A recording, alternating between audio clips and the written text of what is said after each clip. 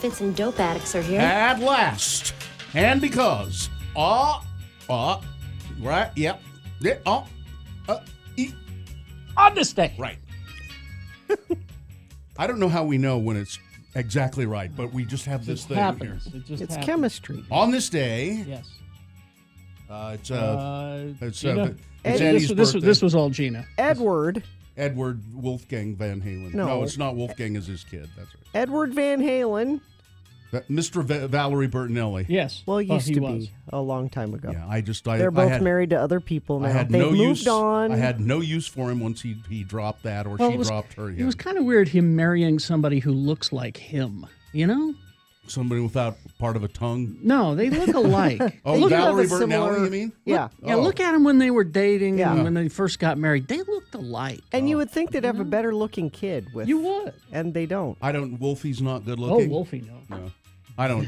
Anyway, so on this day. Eddie Van Halen, born into this world. Okay. 63 years ago today. So people think of Van Halen, and I think they think of them as a rock group.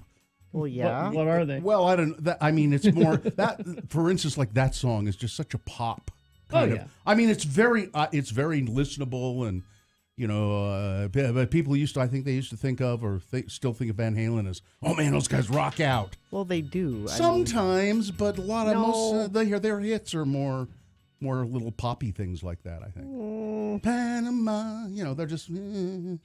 Anyway, hi. I like the songs. They're very catchy. Yeah. Yes? Carrie's back. I got a Buddha here that I brought in, Yes? and I don't know how to put it. I need to put it somewhere. I want it where I can see it all. Is this going to help you be calm? And Well, this is had forgotten, but I've had this at home. It's a medicine Buddha. Medicine Buddha. Now, they're playing the Warped Tour. you have that in your presence, and it's supposed to help you. I don't know, overcome your medical problems. Okay. And I find that when I have it at home, I don't sit in front of it often enough. But here you're like a 4 hours captive straight, pretty audience. much, yeah. For So I need to put it someplace here. And coming up in the boners, I forget if it's round one or round two. I think it's round two. It's round one. There is a boner candidate called Gunnin' for the Buddha. Oh yeah, we could have opened the show with. Gunnin' for the Buddha? No, we No. couldn't. Because I'm sure that it's nowhere to be. It's in a box up on a floor somewhere where I can't Shriek get to back. it. Yeah, shriek back. You could tape it to your microphone. Just Well, it's kind of heavy. I don't know. We'll figure out a way to put it. Wait a second. place It's to a put it. healing Buddha? It says it's a medicine Buddha. And it costs $20. It says on the label in the inside, medicine Buddha. Medicine And I guess there is such a thing. You have different Buddha kind of statues for different you'd think things. you'd have an all-purpose Buddha. Yeah, you know? There's an all-purpose Buddha Why don't we too. just get it combined? There's an like a multivitamin. It's just I have an all-purpose Buddha in my car, but this one is a medicine Buddha, and I just need to have it where I can. But I'm afraid if I leave it here, would someone steal the medicine Buddha? Maybe I have to just bring it in every day and It's sit part it down of your here and then take it your to work my desk. setup? Yeah, I think that's what I'm going to do. So anyway, hi. All right, let's, Nice to have you back, Carrie. thank you. We will officially begin the program and I'll do all of that coming up. And we need your check-ins, 877-602-9696. Check into the Radio from Hell show. Tell us what you're doing today, what kind of work you do. I was thinking about work today, and I'm lucky I have a job that I like. Mm-hmm. But a lot of people have jobs that they don't necessarily like. Mm-hmm. They just do them so they can, feed and clothe themselves and their families and get enough money to then go do the things that they really like. Mm-hmm. So I just wonder if you like your job or you don't like your job. Maybe It's called working to live or living to work. Exactly. Exactly. So when you check in, we'd like to know which of those you're doing. Are you living to work or are you working to live? 877-602-9696. Check in. And you don't have to be too serious about it. Just let us know and then tell us what you're doing. 877-602-9696. That's the best way to do it. You got a nice home? You have a good place to live? Or maybe you want a new one. You want to move, but down payment money is the thing that's holding you back. That can be hard to get a hold of. Indeed. So if you text the word money to 62687, the folks at New Dwello, under the direction of Lolly which is a great name to say. And I know I asked her what that was short for, and now I don't remember. But anyway, 62687, money is the word you text. And Lolly and the New Dwello team sends you back this little questionnaire. If you can answer those questions honestly, you may be qualified. You're probably qualified for down payment assistance and quite a bit of money. It's like over $8,000 of down payment You'd be money. surprised. And it's a home that's around $400,000. Doesn't have to be a first-time home. No, doesn't have to be a new home, doesn't have to be, So just text the word money to 62687. The Sundance Film Festival is back in Utah January 18th through the...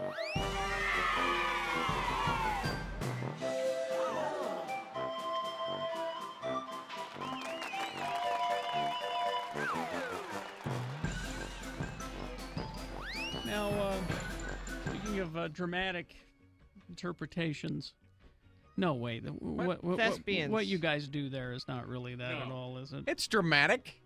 They're putting on a show. Yeah, we're putting on a show. They found some old costumes in a trunk. And they're going to save the school. Or the church or whatever. Hey. Last night at the theater doing my show, Spirit of the Holidays. Plug the theater. At the Desert Star. Yeah, plug it. Plays until New Year's. A friend of the program came to the show and brought her family. She had actually just previously been. She went and grabbed herself a best of CD and then decided to come. So a real and friend watch of the show. program. Yeah, a due friend of the program. And then came to the show. I said I knew that she was going to be there. She was there with her husband. I said, "Well, stick around afterwards. I'll say hello, see what you thought of the show." And afterwards, we were talking, and her mother tried to adopt me. Huh? From what I understand, because we talk about how my family is trying to push me out Oh, of yeah. the You're house. a big very kid much now. so. 26 years old, It's you have time the to have your college own- degree, you don't clean your room, it's time to get out. A woman, the mother of this friend of the program, offered to adopt me last night. You can put a lock on your door, Richie. I've got the whole basement to yourself. You're considering this, aren't you? I started the application process last night. Yeah, why don't you go sponge off someone else? Your It's family's not tired. sponging. Well, what do you call it? Well, what do you give them in return? A show? Do you I can. dance and sing and perform I for sing them? in the shower, and that carries throughout the house. And I'm good at lawn mowing. That doesn't do any well in the. No. I can shovel snow. You never have time to do any of these I can do any of things. that stuff, but they offered, and so I'm seriously considering, because it's over in Sugar House, You are seriously considering. moving in. Maybe not on a permanent basis, but becoming a resident of this home for This like a will month. end badly. This is a little creepy, Richie. Someone just. You mean this isn't like when Fonzie moved in with the Cunninghams? That's what Over he's the thinking. garage? That's what Yeah. he's thinking. You mean it's not like that at all? Hey, Mr. and Mrs. C. Because, that never happens. I'm sorry, Richie.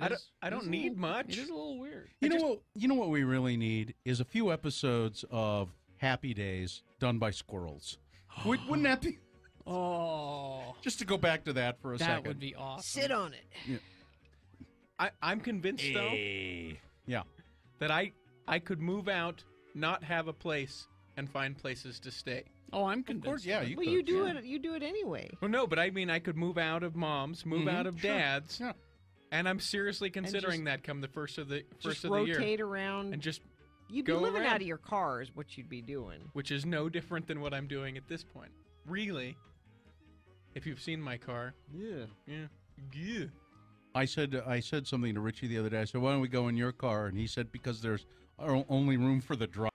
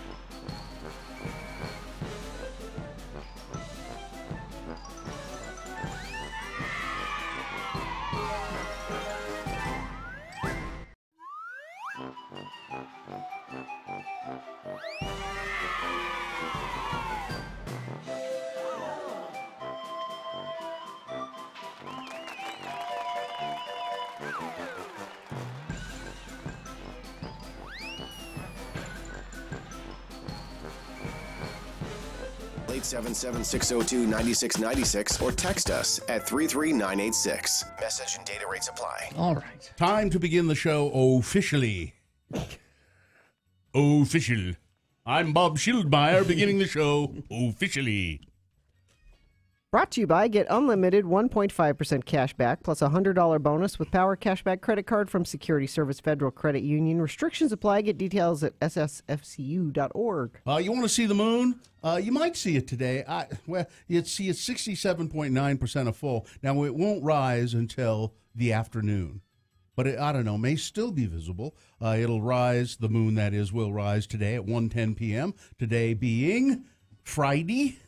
It's the 26th day of January in the year of our Lord 2018, and this is North America's most devious radio broadcast. It's the Radio from Hell show, starring the Lords of Morning Radio, Kerry Jackson. Yeah. Hi. I'm Bill Allred. Hi. And that's Gina Barberi. Hello. Hi. The senior executive producer of the Radio from Hell show, Richard Stedman, not here, on vacation on a volcano in Hawaii.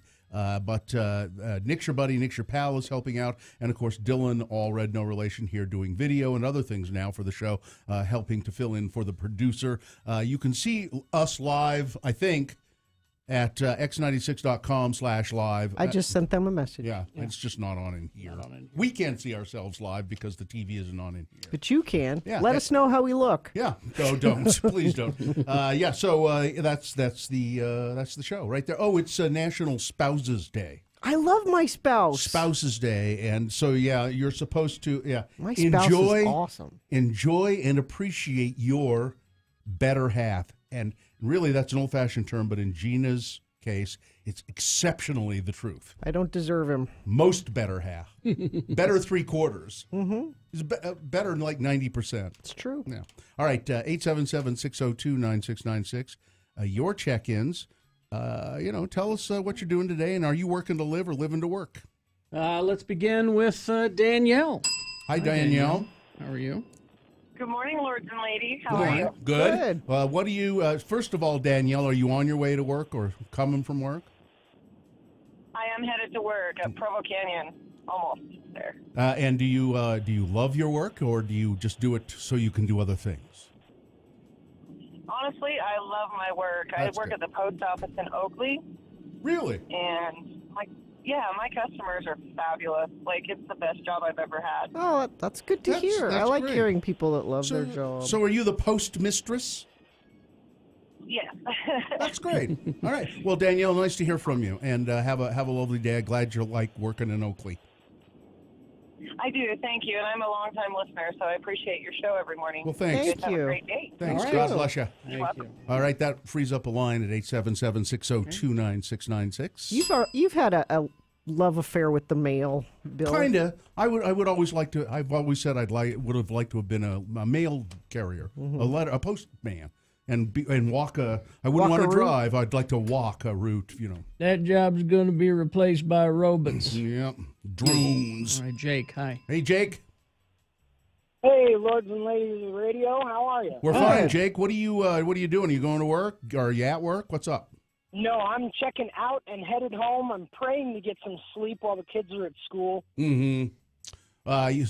So Jake, do you like your work, or you just do it because you got to do something to provide?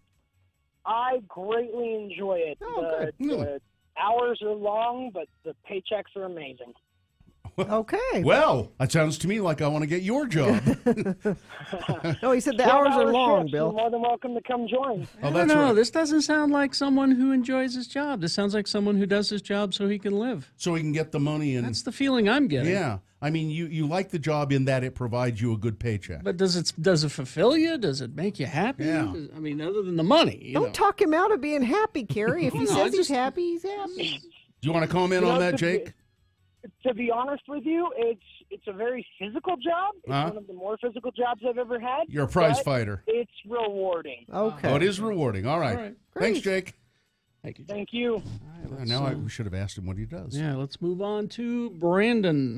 Hi, Brandon. Hello, hi, lords and ladies. How you guys doing this Great. morning? So Brandon, your work. Do you work, Brandon? Yes, I do work. I actually work in construction, concrete. I love my job, actually. But, Really? coming from a young man, from a young man's perspective, 21, has not yet set foot in college.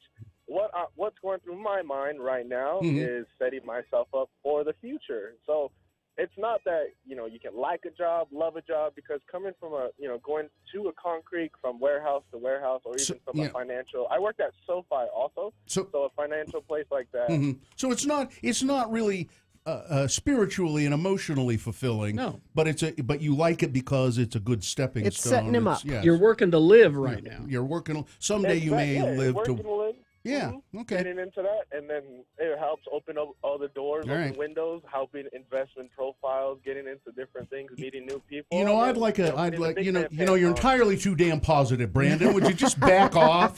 It's early, okay? We expect you to be bitter this time of day. I mean, really. And I would like a job opening windows. That's what I would like. All right. Thanks, Brandon. Trooper S, been working all night. I love my job. Who's going to break the law next? Will it be you? Remember, we're always out there. That's ominous. You? Are you next? Nick, are you going to break the law? It's Nick. Come get Nick. Yeah. Do the Minority Report. Get him before he actually does the crime. Right. Trooper S, you're scaring the hell out of me. Adam is here. Hi, Adam. Good morning. Good morning. Adam, your morning bartender. Yeah, I think he's a bartender that goes out to the airport. Is that right, Adam? Good memory, sir. Yes, sir. Yeah, and you, as I recall, have been a bartender in one at one place or another for quite some time. Quite some time. So, probably took care of you guys a time or two. Well, if you'd like to come here and take care of me right now, just bring a full bar. I'm ready. I bet you meet a lot of interesting people at the airport bar. It's pretty interesting. Good time. And a lot of jerks at the airport bar. Hey, you've worked, not too bad. Yeah, you've worked at bars in town, and now you're working in a bar where you get a lot of people from out of state, people who don't live in Utah. Who tips better? The East Coasters, they're a little bit on the rude side, but they tip well. Yeah. So Bostoners, the New Yorkers. You get better tips out at the airport than you did working in town. It's consistent. I don't know if I'd say necessarily better, but lots of consistency. Boston tips well. All right. All right. Thanks, Adam. Thanks, Adam. All right, thanks, guys. Have a good day. Sling a drink my way next time you call in, will you? Let's see. Teacher Leslie, screw all y'all. I have the best job. Teaching children with autism. If you're a teacher of children with autism, you have to be someone who loves your job. No That's kidding. great, Got it. Leslie. Yeah. Here in the Smith's parking lot again, doing paperwork. Love my job, and I don't have to poop this morning. Everybody's being very positive about their situation. I know. Tyler the Trash Man checking in. All right, now come on, Tyler. Hauling the Valley Fair Mall compactor today. Here's hoping it doesn't baptize me when I open it up for dumping. Oh, that would be disgusting. Yeah, because there's a lot of it, I guess. Kayla Rado checking in from Denver. Work to live. Just started a new job that I'm pretty sure I'm underqualified for, so it's basically faking it until I can make it before they catch on. You'll do it. Meg the manager checking in. Teacher Emily. Somebody says, what's all this job talk? I thought liberals just wanted to be on welfare. Carrie, we talked to Meg the manager, I believe it was, at the Not Safe for Work podcast. And she manages Rite Aid, and she knows exactly which Rite Aid each one of us goes to. They've been talking. The Rite Aid people talk. They're talking. I haven't been to a Rite Aid in a very long time. Well, if you do go to one, she knows the one you will go to. She has it figured out. I know the last one that I was at. Which was where? It was on 33rd South. Well, that's the one she pegged for you. Did she? Yes, she did. She pegged a Rite Aid for you. What are you? Are you more of a Walgreens guy? No. I try to go local when I can. Oh, nice. All right. So let's see. Traveling Trav from Kalamazoo. Is there a name for the phobia arising when Carrie's song choice makes you worry that a precious celebrity has died overnight? Did Eddie Van Halen die? Yeah. No, Eddie Van Halen's fine. It's just his check. birthday. We should check hourly to see if he's still I'm alive. fine. I'm just fine. His tongue hasn't grown back. That's true. Mike from Santaquin checking in. Looks like everybody's here. All right, let's get it All over right. with. Okay. We got no choice. Let's do the show. Check traffic here, maybe, and then we'll have news for you coming up. We've got some great Sean Hannity news coming up, and Doomsday Clock news for you. Ooh. Only one accident to tell you about so far. It's southbound I-15 at Center Street in Orem, and it is off to the left shoulder. As always, if you would like to text us responsibly about things you're seeing, traffic, stuff in the road, alert us to that. Text it to us 33986. Be specific about the stuff in the road. Don't just say there's stuff in the road. We want to know what it is. What it is and the exact coordinates. Yeah. Because somebody might need it. Yeah. All right. I mean, the item that's in the road Yeah. is what I mean. Let's see. We got Big Boy News Opinnuendo coming up. And, stand by for all of that. X96 gives you a 1 hour nonstop music wingding with John Smith right after Radio from Hell. Attention.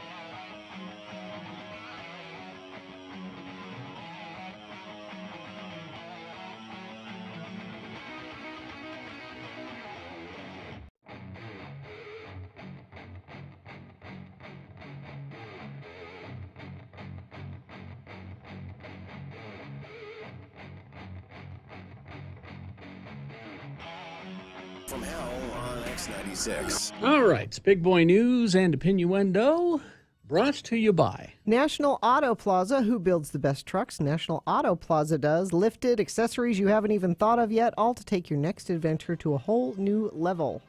Well, Gina, I'll start with a story. It's a sort of a crime story. Okay. You know who El Chapo is? Well, sure.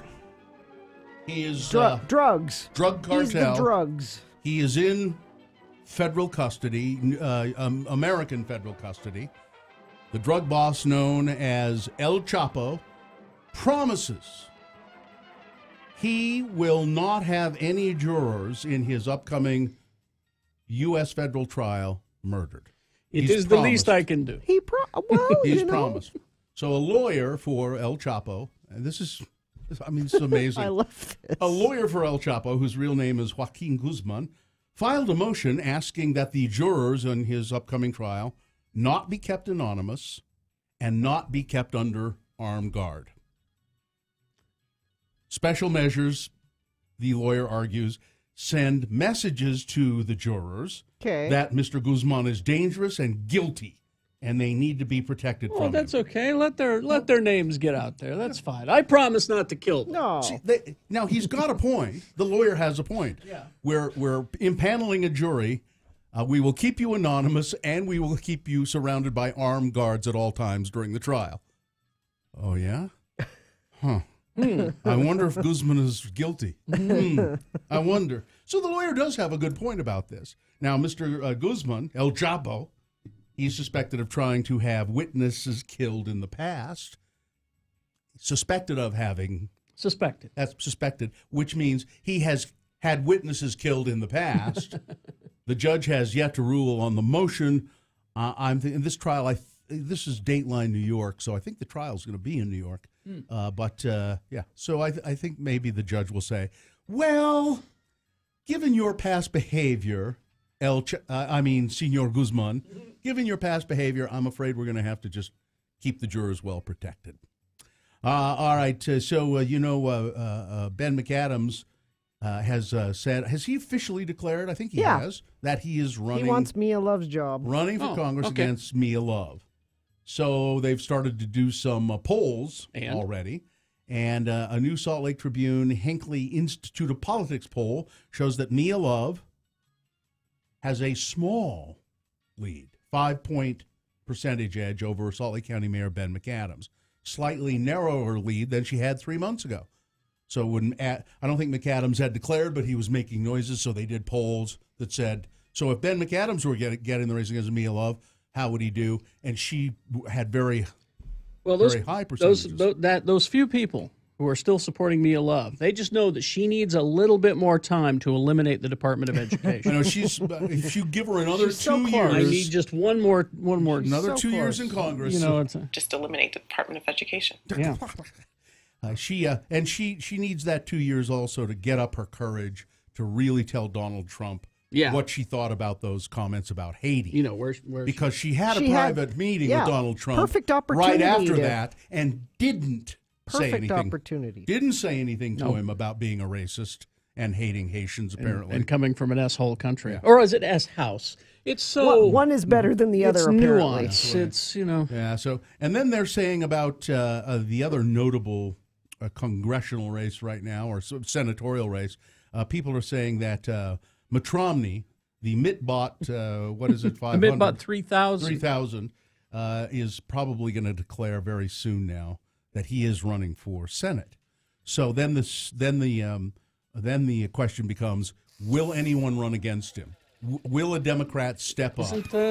Jenny Wilson. Yeah, she doesn't have to. She's already declared. She doesn't have to run against him. But she is. She's running for that seat. But she can say, situations have changed. She had maybe a chance against Orrin, but against Mitt Romney, she knows what it is. And there's no law that says, well, you've committed. If you say you're not going to run, we're going to throw you in jail. We'll see. She's doing it. And it would look bad if she quit. We'll see. My advice to her would be to go on a vacation, a really long vacation. I'm voting for you, Jenny. Yeah. So there's one. Mm-hmm. Probably Gina 2. 2. I would probably vote for her. So there's 3. Her dad. I'm kind of I'm a little Her uncommitted. dad. Yeah, her dad would Yeah, vote. I'm sure Ted will do it. Yeah. So I think he's still registered, isn't he? So there's probably. So there's a handful of votes. All right, Sean Hannity. Now, do you have this audio? let me Yay, find this here. this is fun. Do you want me to do another story while you look for it? Okay. Well, we got a Sean Hannity story coming up. I'm a little behind. I just can't stand that guy. Yep. So anyway, the so-called doomsday clock, a symbol of how close the world is to total annihilation, I don't need to hear this. was moved 30 seconds closer to midnight Great. in a press conference this morning, although they said we might move it back 15 seconds if Jenny Wilson decides to run for Senate. She has decided. You mean if she doesn't decide? I now think I'm confused. I think she may undecide. That's what I'm saying. No. Listen, I have some inside information that she may decide to not do it. About? She doesn't have to do it. What I'm talking about is No, I'm serious. Oh, okay. No, I'm serious. Okay. I've talked to people who know this kind of thing. People are saying, and you are hearing? Really. Okay. Okay. Okay. All right. All right. Anyway, the Bulletin of Atomic Scientists has been using a clock to represent the threat of nuclear annihilation since 1947. Last year, the organization moved the clock from 3 minutes to midnight to 2.5 or 2.5 minutes to midnight. The furthest the clock has been from midnight, which is to say the safest.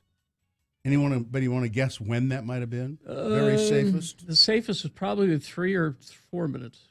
Yeah, but I mean, what year? What year? Kind of what year these atomic scientists said, well, things are pretty calm. We'll set the clock back away I from want to midnight. say the past 6 or 7 years. Well, no, it was It was longer ago than that. it was in the early 90s, 1991. Okay.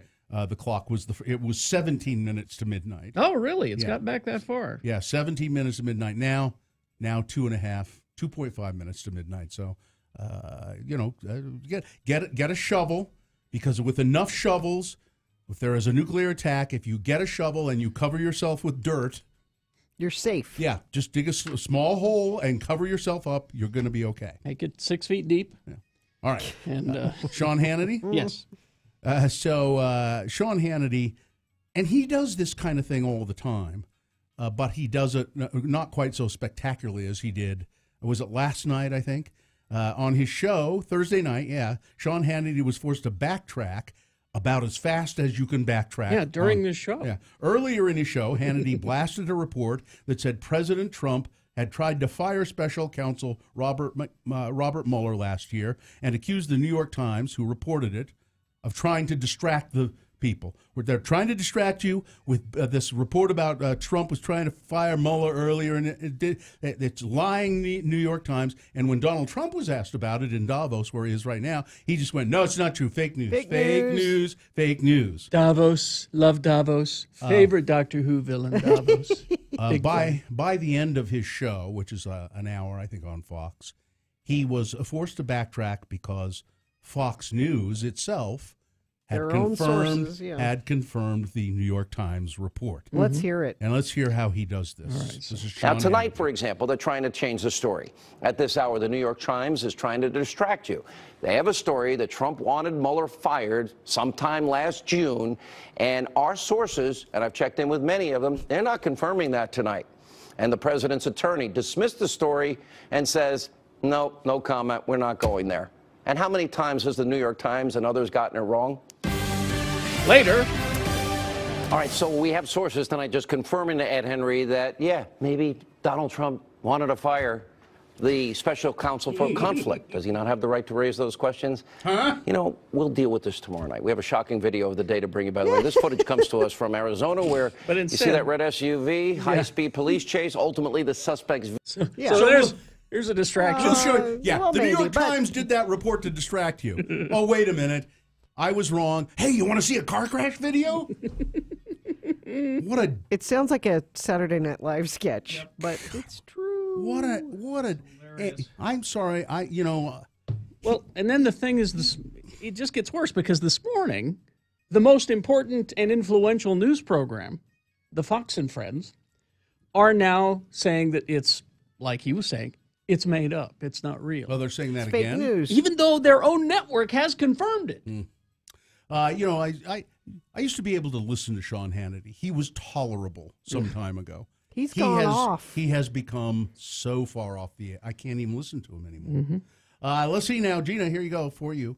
So, being the first in the county on the fair-going calendar, the Florida State Fair. Okay. It's the very first state fair of the year, always. I didn't know that. Well, Okay. I didn't either until I read this. And they're the first to roll out the outrageous foods. Okay, what's deep fried this year? Well, here we go. We've got the Surf and Turf Sundae. Hand-cut French fries, warm cheese, sour cream, thick-cut bacon, sirloin steak, and sautéed Cajun shrimp. Okay. And I guess they call it a sundae because they put melted cheese over the whole thing like a sundae. Southern Catfish Sundae. Now, hand-cut These fries. aren't Yeah, no, Sundays. this is no. Okay, I'm not going with this so far. Deep fried strawberry shortcake. There we go. Now we're getting into fair food that makes sense to me. I will eat that. Fresh strawberries mixed into cheesecake filling, frozen, dipped in batter. So it's a frozen piece of strawberry cheesecake. If you're going to deep fry it, you got to cover it in something. You dip it in batter, then you deep fry it, top it with whipped cream, and drizzle it with strawberry frosting. And it's on a stick, which makes it even better. How about the banana Frankel funnel cake? I know your wife loves funnel cake. Oh, yeah. Oh, we had some funnel cake. What's the Frank part of that? It's the Frankel funny cake. I don't know. Bananas and spices blended in the cake batter that is fried to golden brown. Right, so it's fresh bananas and spices and then topped with custard, bananas, and your choice of chocolate or caramel. So I don't know what FR, if you want to look it up, FRENKEL. I don't know what that is. Chicken and waffle pizza. Ooh. So basically, it's a pizza pie topped with fried chicken, waffle pieces, bacon, and mozzarella cheese, and then syrup. Okay. All right, and then finally this firecracker corn on the cob, roasted corn. No, you're not going to like it. Oh, is there cheese on it? Dipped in queso, then rolled in hot and spicy cheese puffs. Yeah. Oh no, I won't. Yes. You can have Like my those firecracker. like those Chester fried, those red hot flamin' Chester fried Cheetos. That's good stuff. All right. That's it. Sports. Is Weather. that good? All right. Climate change. Well, in sports, Vince McMahon has announced the return of the XFL. Oh yeah. And this is apparently happening. He thinks the time is perfectly right because of the whole players not kneeling during the national anthem. Because you know what he said? He will not allow that. He said people don't want social and political issues coming into play when they want to be entertained. We want someone who will take a knee on their own personal time. They will have the rule that you are not allowed to play if you take a knee. I maintain you cannot prove that the ratings for NFL football are low because of the knee situation. That's not the reason. I don't think that's the reason at all. I think there's just too many distractions, and people are kind of bored with it. But I thought that was interesting that for some reason, it's not about the sporting part of it. The biggest part of it is... And that is also nothing to hang a multi-million-dollar enterprise on. Exactly. That one thing. Well, I want it to go down in flames again. It will. Well, he's also saying they're going to change the rules a little bit. They're going to be they want a faster game. They want that's what more scoring. He tried to do that before. Yeah, I mean when he did the XFL before, he wanted to speed up the game, and he also his whole biz was it was more brutal. It was even more kind of brutal than regular NFL. Yeah. Well, and he says, and nobody with criminal problems will be. But the problem is, how's he going to get anybody? Yeah, that's because is he going to have kids? Because you're going to get the NFL cast-offs that want to go play there, and they all have problems you're like not that. You're not going to be able to do that. No. So that's sports. Your climate change update today will be cloudy and slight chance of some snow this morning, but that should be going away. And we'll have a high of 42 today, so we're going to get back up to being pretty warm again today. It's a guy in Germany who says, I'm trying to watch NFL with my German friends over here, and it doesn't hold their interest at all. They can't take it, even drunk. It's boring. It is. It's a lot of waiting and compared to a lot of sports out there. When it's you boring. watch a soccer game, not to get on the soccer soapbox, okay, there are no commercials. Yeah. They don't stop play. They play for 45 minutes straight, and then they have a half, and then another 4. There are no commercials. Now, I haven't watched a whole game on, but I think they do break in for No. commercials at some point. Bill, no. It is. They do not stop play ever. Now there's a. Well, they don't do anything. They just run around the field. They run in for short 45 minutes. Yeah, but they don't. They don't score. Yes, they do. They don't knock each other down. Yes, they do. Yeah, but not like the NFL. Well, they certainly They're not knock each wearing other. pads. They certainly knock each other down. I'll say that. Just if you barely touch a soccer player, he will fall right on his back. It's like wrestling. But it's a lot of flopping in the. But it's constant action. That's just guys in short pants running around the field. I'm just being sarcastic. Yeah. Honest, Mr. Hanson, I was just kidding. I like soccer just fine. It's lots of action. It's constant. Let's see a little bit of traffic. Thank you, friend of the program, who said icy roads, I-15 South, right at the Center Street accident. This is Center Street in Orem, southbound I-15. It's off to the left shoulder, but apparently it's icy in that area all around there. So give yourself some extra time. They said at least 2 accidents are in that area now. So looks like it's pretty slick there in Orem. And the canyons are having their restrictions this morning a little bit, getting up Big and Little Cottonwood Canyon. So make arrangements for that. Everest Collision. I picked my car up there yesterday. Oh, how is it? It looks beautiful. Good. They did a great job. Download the Everest Collision app. Start your claim. They'll take it from there with locations in Salt Lake, Sandy, Tooele, and Ogden, or everestcollision.com. All right. Let's see. Yeah, so I'm trying not to remind myself I'm operating on 3 hours sleep. 3 hours? What time did you get home last I night? got home at about 10 last night. Well, you could have taken the day. Oh, no. Well, I guess not. I'm glad you're back. You know how much crap I was catching in the hallways out here just for leaving you guys at Sundance. I didn't hear any. No, you didn't, but I did. No, I did. Did you really? Yes. Yeah, no, I didn't. I didn't hear any because I didn't mind. It was okay with me. I like you gone because then I don't want you to feel bad. I don't want to feel bad when I go anywhere. So. Huh? Oh, I see. Yeah. I see. But we're glad you're back. But yeah, I'm I'm operating on very little sleep. Was it an okay trip? It was all right. Yeah. I mean, it was kind of a trip that it was sort of planned around you and you said you got to go. You got to go to this. You were informed what I you was were informed, doing. and I was fine with that. I was just like, hey, take the wheel. I'm just along for the ride. Let me stop over here and get a margarita, and I'll be right there. So we'll go at Disney World, how is it? Because I know at Disneyland you've got your downtown Disney where you can go get a beverage. Is there a similar? Yeah. In the Magic Kingdom.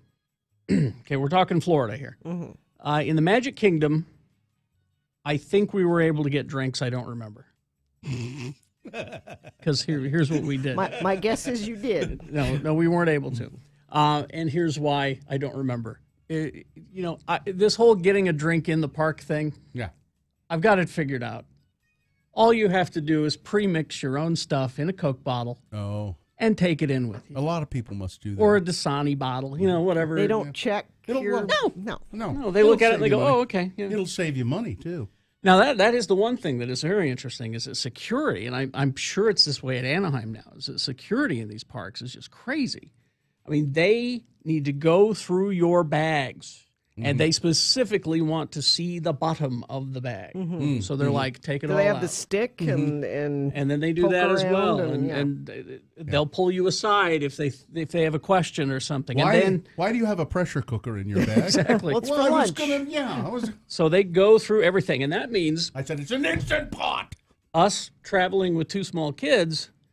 It's every time. Pull out the diapers, things, yeah. pull out all the formula. The 2 small kids being your my nieces. nieces. Yes, my nieces. One is 3 and one is 1.5. And so the purpose of this trip was a family thing. It was a family thing. Yeah, okay. The nieces enjoy going to the parks with me, as was established when we went to Tokyo and Tokyo Disney. It was like, well, we need to do that again with right away with Uncle Kerry. So They went ahead and planned it. So there's the security and the metal detectors, and then you get through.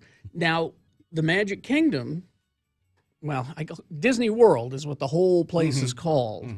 They've got, I'm going to tell you about two of the best rides I've ever been on coming up. But they have this new thing, and I think I may have brought it with me. Let me see if I have it in my bag. It's called a Magic Band. Does it make you magic? You can disappear and go to the head of the line. Hoping. No, here's the problem. No, I was here all the time. Here's the problems and blessings of the Magic Band. All of your fast passes are stored in there. It's all there. So they scan it? And you can pick those fast passes months in advance if you want. Really? You can. And do they cost you anything? No. So it's just being prepared. Magic Band is pretty much standard operating procedure. And do they even have a person, or is there just a thing you hold it up in front of? There's a little thing. There are people, but there's also a scanner that you hold in front of it. But so that's the way to do it. You can go in and preload your Magic Band for fast passes to remind you of things, and it all coincides with the apps. Oh, like you scan it on your phone and no, you can't scan it on your phone, but it speaks to your app. The Magic Band speaks to your app and lets you know if you have made changes. Yeah. Wow. It's really something. And so you download the Disney World app, and it handles all of the parks, right? You have to pick which park you're attending that day. The parks in Disney World. Yeah. There's Magic Kingdom, Epcot, Hollywood Studios, and Animal Kingdom. And we went to all of those. And it's just the greatest thing. Now, that's great. Now, does that come with your ticket? That is your ticket.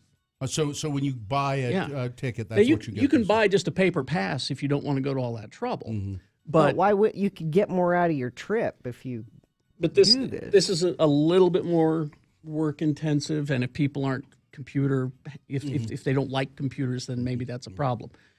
But here's the bad side. I mean, it's a good bad with it. You can charge things to your room. Directly. So you know how you are with impulse buying? Yeah. If you see something cool, you'll go, oh. And if you know, you can just grab it and go up and go, wing, and it's yours. Yeah. And walk out. And you don't have to pull out your wallet. Don't have to pull out. You don't have to sit and think about, do I have enough money today? Can you do that with drinks? Yes. That's where also see that's a problem. Also part of the blessings and the curses of the Magic Band, because you just go up to the bartender and I'll have that, and then it's there you go, ring, and it's there it's on your room now. Yeah, that's I a have problem. no idea how much money I spent. I have no idea. That's dangerous. Again, it's a blessing and a curse with the Magic Band. I'll show you the Magic Band's. That's how I am with my Amazon account, because I don't ever have to put anything in. I just click, I would like that. Magic Band is also the key to your hotel room. So you just wave it in front. Oh, so you're not fiddling around for your key? Do you get to keep it? Yeah, I got it right here in my bag. Yeah, I'll show you in a sec. Okay. But I'll tell you about two of the best rides. I can't say rides. One was a ride, one was not. Well, there are no rides. They're attractions. They're attractions. All right, well, there's two of the best things that I've been on. Coming up, I'll tell you about that. Good Lord, you guys have started something with football and soccer. I was just kidding about the soccer. You were the one who said that football was boring. I said compared to soccer, which is constant action, I love football. So you're the one who started. Do you know how? I'll tell you how I watch football. All right. I record the game and pretend it's soccer, and then I fast forward so it's nonstop action, and it's over in an hour. All I said was you can't prove that the knee thing is why the ratings are down. There's got to be another reason. So it was really you, because I was obviously kidding about soccer. But I'm not kidding about traffic, and apparently it's icy. Center Street, southbound I-15 in Orem. Couple of accidents there already. Friends of the program letting us know that. 33986. I hope you're texting us responsibly after you have stopped your car. If you see anything, let us know. That's traffic. All right, there you go. This is cool. It is cool, isn't it? I'd just wear it if I were you. But that's the key to your room. Yeah. And there were some nice rooms. We stayed at the Saratoga Springs colony there, or whatever it's called. And it was a nice place to stay. I missed my mattress for a mattress. However. Oh, yeah, mattress. That's always the thing when you're traveling, because we have great mattresses. And once you buy your new mattress from Mattress Firm, you will feel the same way. And we got to stop carry. It's not. It's really not a Mattress Firm That's mattress true. because it's not that brand. I bought it at Mattress Firm. They have all kinds of mattresses there, many brands. This looks, by the way, this Disney Pass that you got looks kind of like the Fitbit. A little bit. Well, which is what you'll get at Mattress Firm right now. I think until, see, I don't know what the cutoff date for that is. I think Tuesday. It's the 30th. It's pretty soon. It's the 30th. And so if you buy a bed, a mattress at Mattress Firm, and any brand, I believe. 30th is Tuesday, yes. Yeah, worth $7.99 or more, they will give you a free Fitbit with any mattress, any brand. Great prices on a lot of other brand, Beauty Rest, Serta. So go to Mattress Firm. They're having their New Year's sale right now, and there are stores all over the place. So I'm sure you can find one easily. Just go to mattressfirm.com. Hey, it's John Smith on X96, and I will be your host this Sunday for SLC Pumps.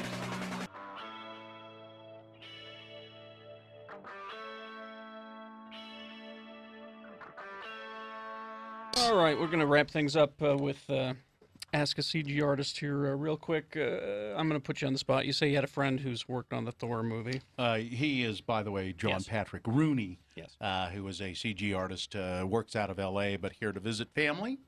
Yep. And your friend did the animation of the Destroyer. More so modeling and texturing, not the animation. The animation of it. But he helped build the character. The Destroyer is exactly. like this In giant... what movie in is it? Thor. Oh. He's like this giant killer robot Just coming out this summer. that destroys a town. He also did, it's my roommate, and he did the hammer for Thor that you see at the end of Iron Man and in this one as well. Do you guys have girlfriends? Sometimes. Listen, with all the dough they're pulling down? No, I asked because, they are boyfriends. Or boyfriends. No, I no don't... boyfriends. Listen, They're on the computer You all take a girl, day. you take a girl to Iron Man 2, and you say, wait till the end. And when that hammer shows up, you say, I did that. You're in. No, I'm not saying. I'm saying it sounds like they are chained to a computer a lot of the time. I have to say, I've had one relationship go south because I was working. That's all I'm saying. Hours. It was a good Ogden girl too, living in L.A. A good Ogden girl? Good. I know. There's no such thing. In a good in a bad way. Yeah, right. Bad in a good bad way. in a good way. That's all good. Good Ogden girl. I know. Let's see. A quick software question from Nick. Let's see. Go ahead, Nick. Thanks for letting me listen. Yeah. Maya, I guess, is the standard. How does 3D Max compare? 3D Max is a standard for a lot of things, a lot of car commercials and things like that, and video games use 3D Max, but more and more Maya is becoming more of a standard. I hate modeling in 3D Max. It drives me nuts. Now, you were saying that if I were just to buy the Maya program, it was how much again? I'm not sure, but it's like over 1,000. Over 1,000? Almost 1,000. 4,000. Yeah. Almost what? 4,000. Almost 4,000. Well, 3,999. That's almost close. Yeah. Almost. It sounds to me like if this is what you're gonna do, it might be worth it to invest in that. Yeah. All right. You can use those programs if you go to a school. They have them available. This is true, and I know even up at the U they have those programs available, and it's all part of your fees. So. Here's a question without getting too political. How is your health insurance as an independent contractor? It's a bottle of Advil. Somebody wants to know, where's my holodeck? Yeah, that was We're my gonna next have the question. holodeck. Where's my damn holodeck? Yeah, I'm working on it. So, all right. Any requests? And here's the final question, which I think is the best one. This is: do you have to be good at math? No, you don't. perfect. But sometimes I've used some trigonometry and like don't you need scripts that and for, things like for that. architecture? Don't you Yeah, know what I mean? sort of. Trigonometry. If people want to see some of the stuff, is there a place that people can go? Do you have a website where they can see your demo? I have my demo reel on Vimeo, but it's just you can go ahead and email me at johnpatrickrooney@gmail.com, and I will send you an email with some info. John Patrick Rooney, Irish? Yes. Oh. Irish question mark? John Patrick Rooney at gmail.com. St. Patrick's Day parade Saturday, All right, I'll stop by. All right.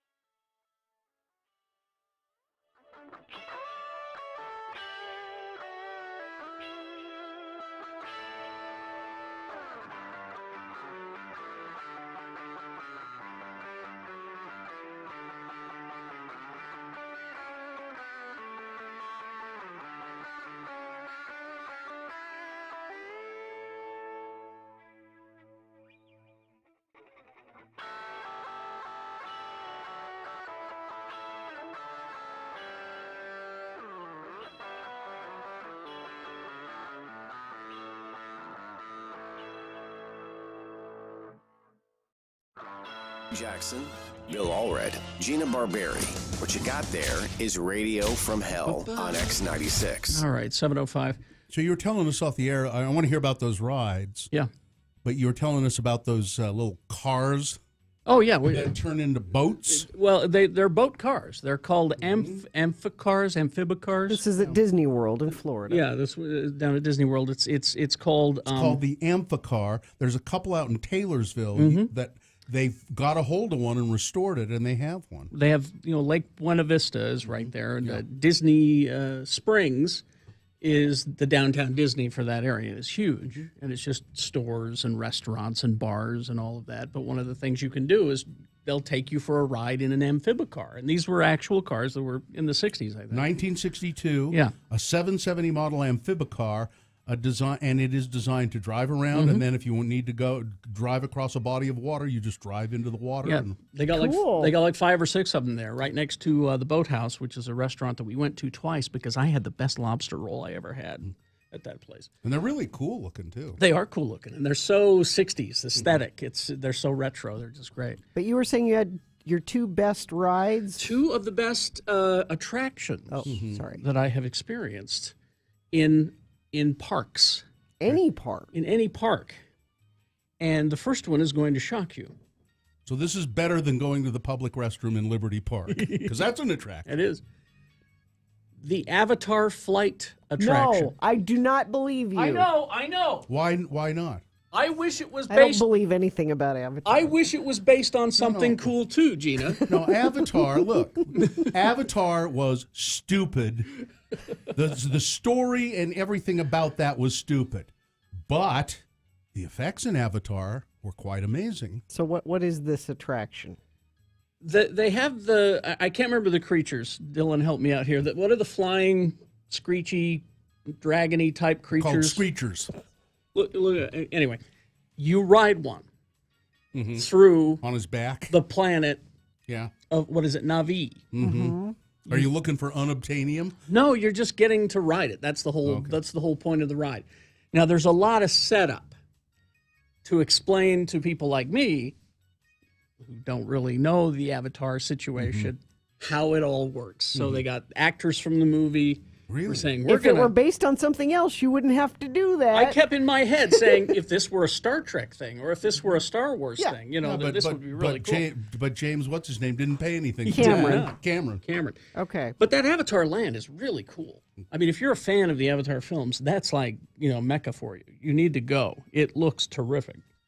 But anyway, you get in and they explain to you that we're going to get you in this machine that is going to project your consciousness into an avatar, a Na'vi, and you're going to ride one of these. Which is what they do in the movie. Yeah, banshees is what they're called. Yeah. And and there's a lot of setup. Oh, we got to sequence your DNA. Hold still, please. And there's all this showbiz. Yeah. And I'm wondering, why is this taking so long? Yeah. Well, I figured it out once I got to the ride. So they sit you down. They sit you down on this thing that's like a motorcycle. Okay. You hold on the handles. Yeah. And they give you these 3D glasses. Just okay. And then this doohickey comes up to your back and makes sure that your chest area is pressed against this bar. Okay. And it holds you in tight. So you don't go flying off of it. So you don't go flying off of it. Then flashing lights come and the wall in front of you just magically disappears because you were blinded by the flashing lights. You didn't see it go and open up. Right. And then it takes you to this place.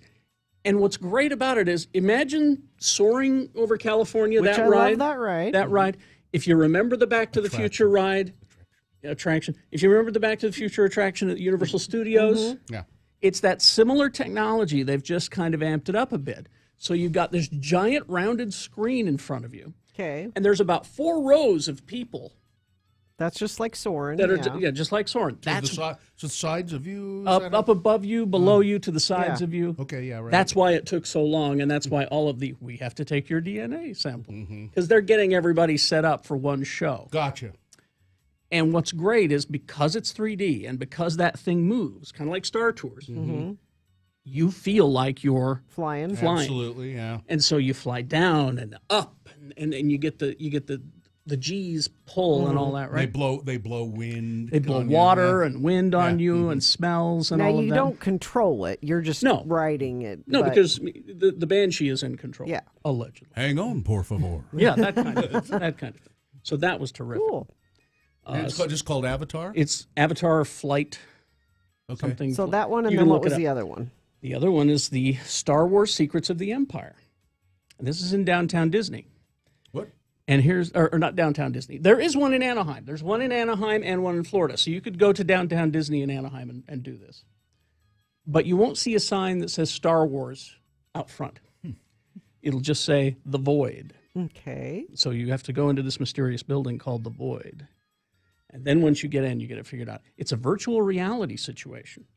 They get you in these vests with, like, for lack of a better description, like a Ghostbusters backpack on the back. Okay. And that's all the mechanics and everything is there. And then they put your big old VR helmet on. And when they turn it on and you look at the people that you're in the room with, suddenly we're all in Stormtrooper uniform. Cool. And seriously, you hold up your hand and there's... It's a Stormtrooper hand. And there's no, I mean, it's seamless. You don't really see your real shirt. If you've got the helmet on, you have to have the helmet on nice and tight and right in order for it to work. Because I did it twice, and the first time I didn't have it on tight enough, so I figured out how everything worked. But that was amazing. And then they send you on a mission. How do you not fall down? It's kind of a challenge. You just have to trust that that plank in front of you is there, and it's going to support your weight. And you have to, but you have to actually walk around? You do. Okay. You have to walk from, it's like I'm not down with that. There's like 4 or 5 rooms. But the reason that this was so cool also is not just because it was so immersive. And there's the robot K2SO is talking to you. You get to shoot stormtroopers. Oh, yeah? Yeah. And it's so fun. And you say you're a stormtrooper. So do they hand you something that's like so you feel something in your hand? Well, see, we're rebel spies disguised as stormtroopers. Oh. So we're after this mysterious object. Yeah. That's in there. You unobtainium? No. It's the other. It's the other right. You know, people never did obtain that. You can't. Oh, it's unobtainable. And so you get to do shooting as well. And I was just a little bit disappointed because I asked the guy afterward, is there any way to tell how good of a shot I am? He says, no, we don't. Keep score? No, we don't keep score. But the gun that they hold you, it feels, when you've got the helmet on, it looks like a Stormtrooper blaster. You know what it looks like when you don't have the helmet Take it on? off after it's done, and it's just this kind of stump kind of thing. It looks like a piece of wood, kind of. Like, oh, I ruined the magic. And all the rooms around you, they're just plain gray rooms. Yeah. But they just have places where you can sit. So you did okay. You didn't get shaky and break out into a sweat because Robert Redford up at Sundance did a VR experience. There's a lot of VR up at Sundance right now. And it was a VR experience where you walk around. It's not one where you just sit. And so he got very shaky and broke out into a sweat, and people were worried about Robert. Well, then Redford. he should not go on the Secrets of the Empire. I don't think that's he will. there's walking around and there's puzzle solving too. Yeah, and he doesn't like to be shaky and have sweats. It's like a VR escape room. It sounds really fun. The Avatar one sounds great, though. I'd rather do I'd rather be part of an attraction where I just have to sit there, sit down. I don't want to be active. No, I don't want to walk and see, around. I can't pick a favorite one because they're both very different, but they were both very cool. And Mission Space was fun too. The Mission to Mars. How long has this Void thing been there? Because I seem to remember. Well, they're based out of Utah here, and they just did a Ghostbusters one recently, about 2 years ago. The or a year ago. Ghostbusters thing I was just reading about, and people say that is the most amazing thing ever. This one, from people I talked to who did both of them, this one is the killer one. You can do it down in Anaheim. Show. Let's get them. Yeah, let's get them on the show. I forget the name of the company. I was just reading about them the other day, though.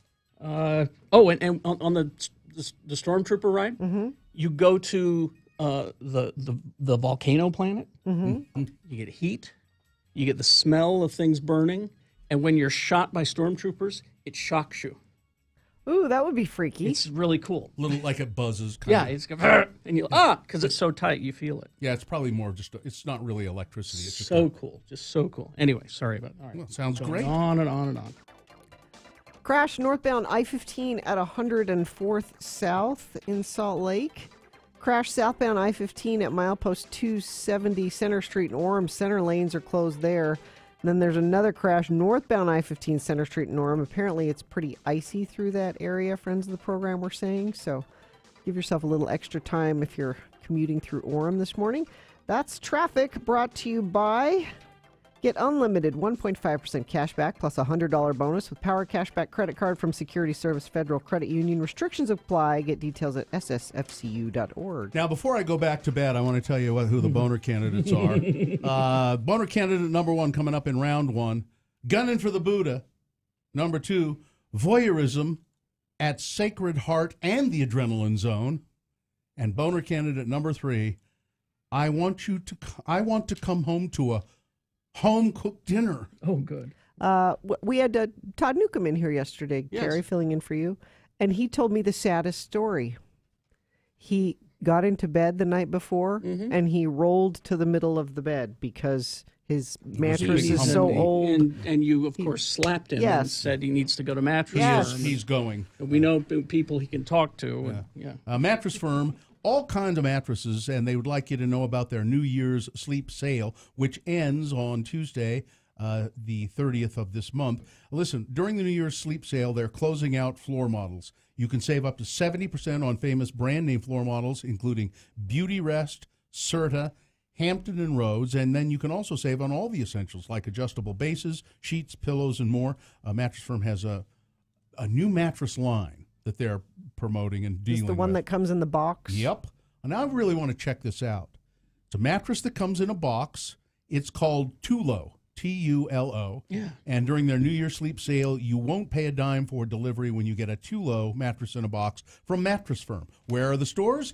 All over the place. Just go to mattressfirm.com for more. X96 is your home for non-stop music.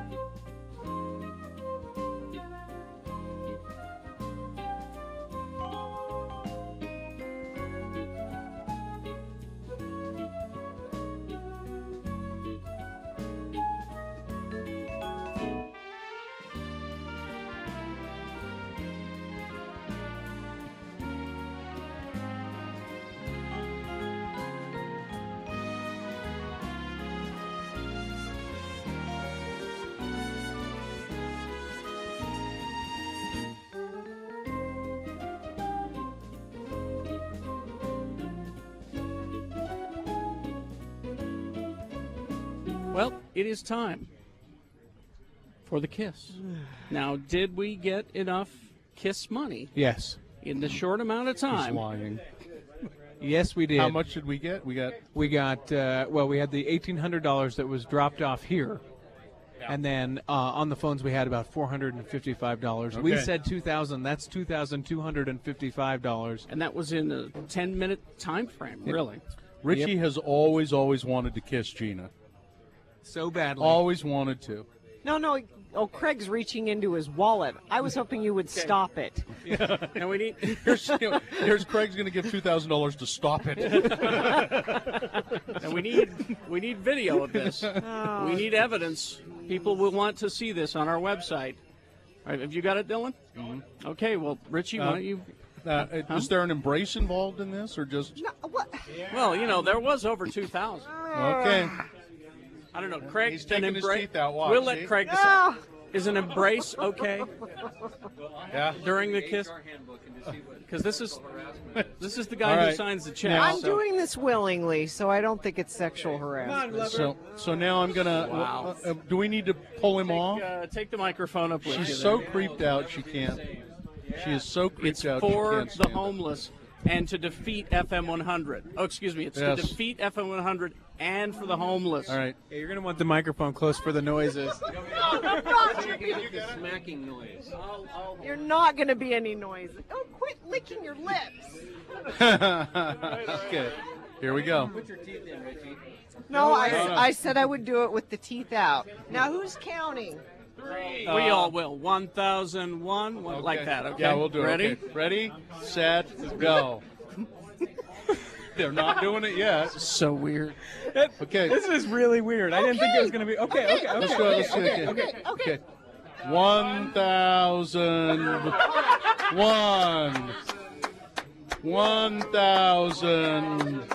Wait a minute, I lost count.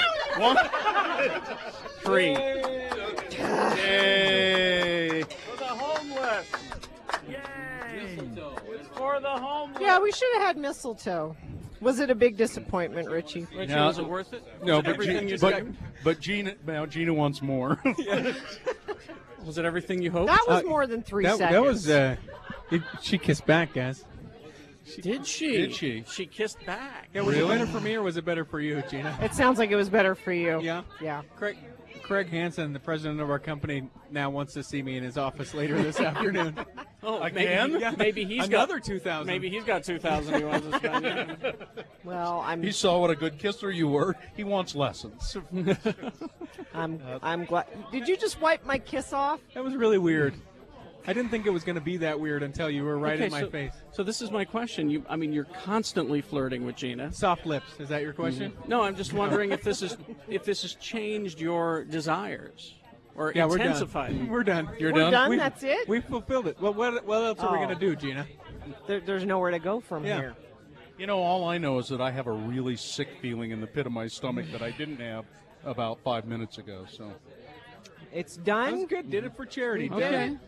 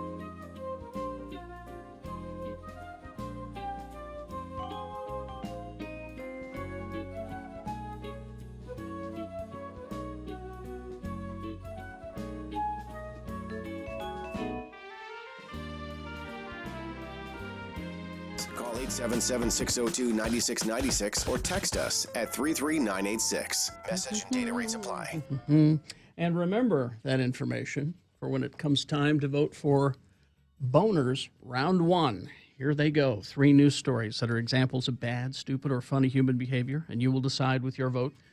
Of these 3, which is the worst? Of these 3 candidates, which one deserves to go forward to face the winner of Round 2 in Boner Dome for Boner Fight and get a 50-50 chance of becoming Boner of the Day? 2 candidates now, then a 3rd candidate after the news. Once you've heard all 3, then you'll vote. One of you lucky random Boner voters will receive. I can't buy it. Gotta win it. Radio from Hell Boner t-shirt courtesy of, and we did get confirmation yesterday, Bill. Yes? Excel Automotive Repair. Excel. No, Excel. Excel. That's No. what I'm saying. No, it isn't. I'm saying excel. 33rd South. As if you want to excel in things, Yes. you go to Excel Automotive Repair. Yes. That's what I'm saying. This was a thing? Sort of. Okay, all right. Not worth going back into. There but are it was- mechanics. Go there. It was kind of a thing. Yeah. All right. So, Boner candidate number 1. Gunning for the Buddha.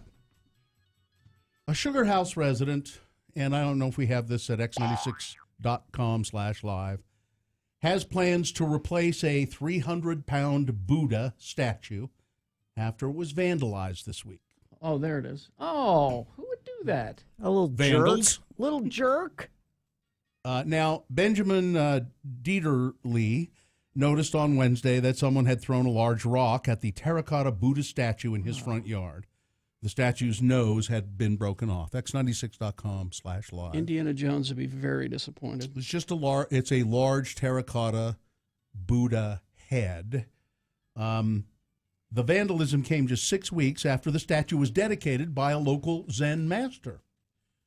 I expected eventually it would get tagged with some spray paint or something, but I didn't expect that somebody would take such a violent attack to it, Dieterle said, particularly in Sugar House, where we're a very diverse neighborhood. Neighbors and walkers by and so forth have all really enjoyed having the Buddha there as a piece of art to enjoy, or perhaps some believers and, It's very cool looking. Yeah, it's cool. He expects the cost to replace the head will be $3,000 to $8,000.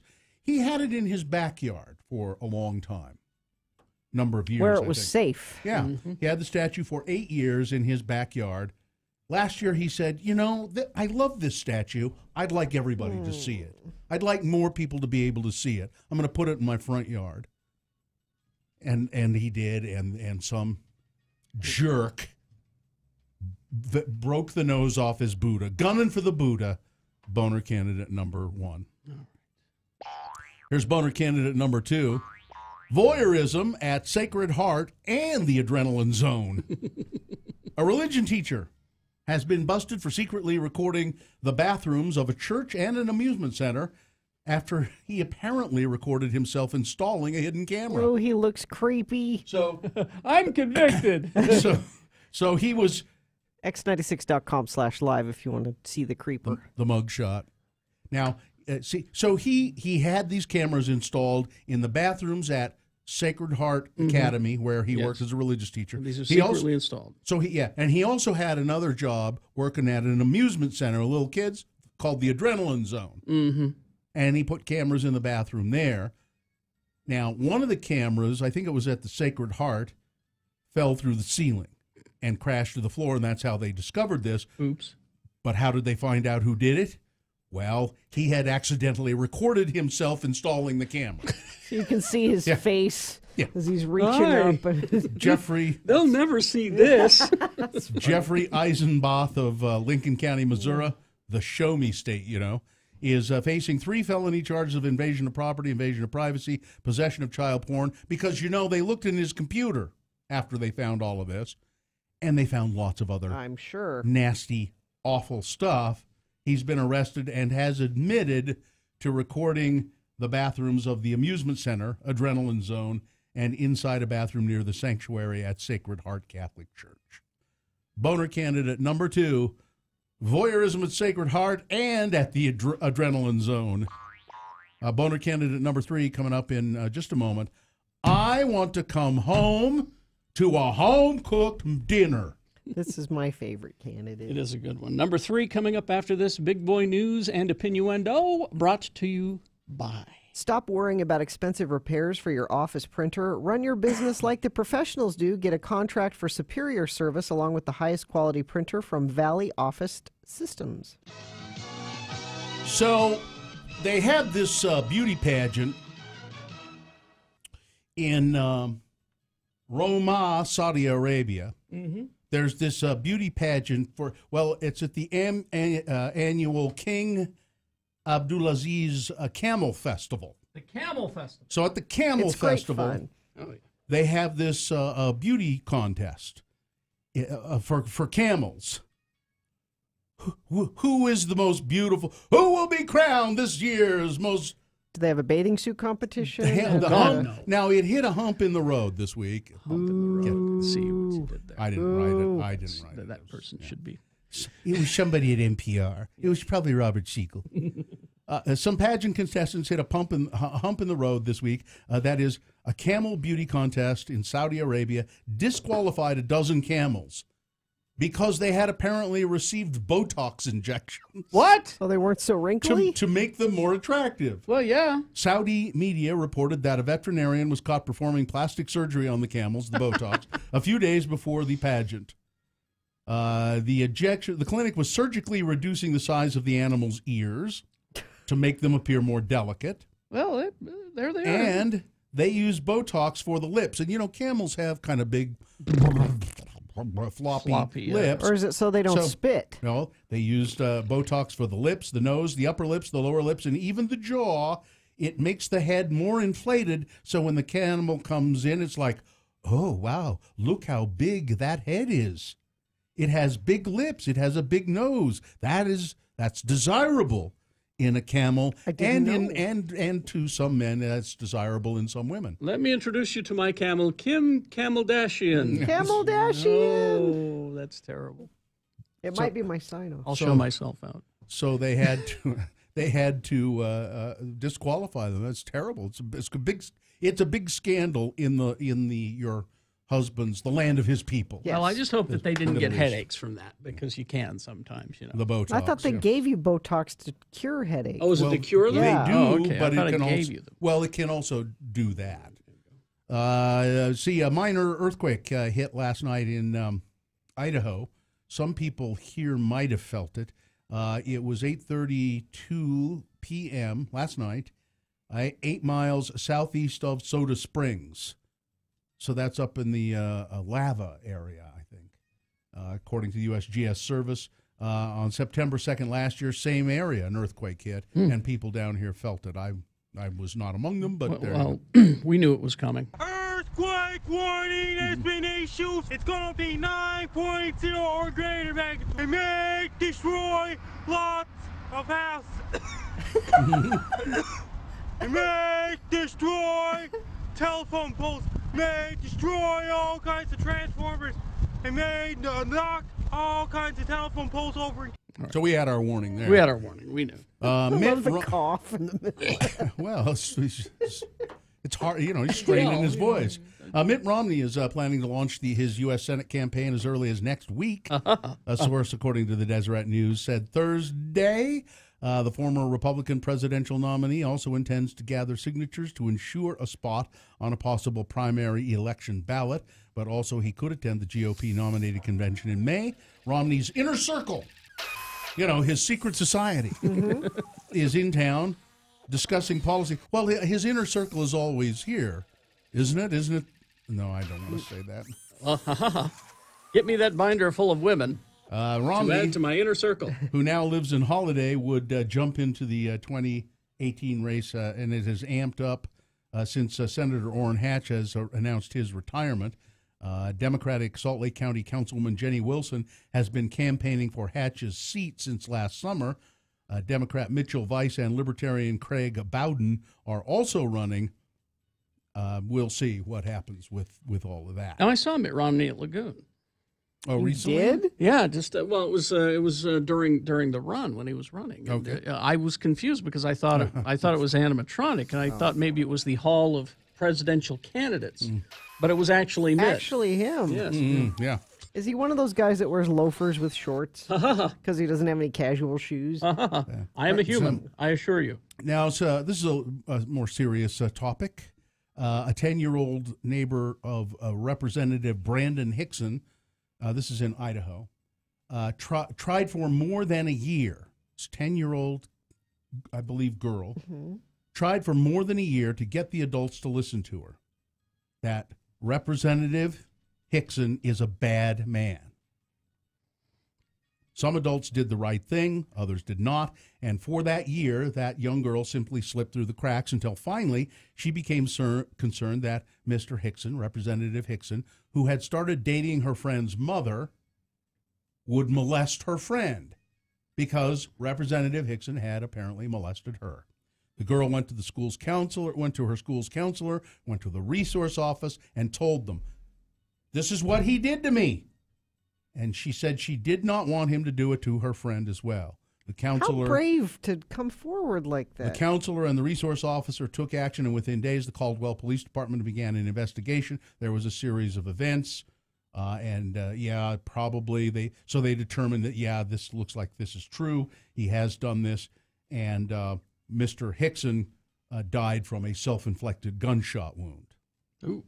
So there's the end of that. However, it made me think about that whole Larry Nassar, Dr. Nassar thing, and the gymnastics scandal, and all those women, those young women who came forward to say, and there at Nobody least believed them. at least 175 of them. Some of them kept it to themselves, but those who did try to blow the whistle on Nasser, people just wouldn't believe them, or they knowingly, and there's an investigation into this. Yeah. They knowingly kept quiet about it. It's very Penn State-ish in its Yeah, this is- handling of. yeah, it's Michigan State, I Yeah, think. but it's very similar. Yeah. So it just got me to thinking, how often this happens and what you do, and if you are a parent or an adult in a position of a position where some young person would come to you and tell you something like this, I don't care whether you believe it or not. You act. Do something about it. Yeah, investigate. If you think, no, come on, that couldn't possibly be true. He's too good a guy for that. Everybody loves Larry. We can't. It can't possibly 'Cause be. that's what happened. You to must be yeah. lying. You have an overwrought imagination. Mhm. If any young person comes to you with that kind of an allegation, and I would say if you don't do something about it and it's proved that you were told and then it turns out to be true, you should be prosecuted as well. Every one of those 175 girls who came forward to the Nasser thing, if I don't know how many of them said something to school people, their parents, but I think the law should go out and round them all up, and they should all be prosecuted. All right. Weather, traffic. Isn't that fun? Well, I mean, no, you're absolutely right. I'm glad you said it. Your climate change update: slight chance of some snow showers this morning, and then we'll warm up to 42 again for a high today. I'm going to refresh the traffic website here to give you the latest. There, crash northbound Harrison Boulevard, 57th South in Ogden. It's off to the right shoulder. Couple of crashes in Orem. Apparently it's very icy there. Even a friend of the program said walking on the sidewalk is kind of treacherous there. Crash northbound I-15 Center Street in Orem. Also crash going the other direction. Crash northbound I-15 102nd South in Salt Lake. The center lane is closed there. That's traffic. All right. Here's boner candidate number 3. I want to come home to a home-cooked dinner. Representative candidate, U.S. Senate, let me start again. Republican U.S. Senate candidate for Missouri, Cortland Sykes, blasted women's rights this week. In a statement posted to Facebook on Tuesday, Mr. Sykes said that he had been asked if he supports women's rights.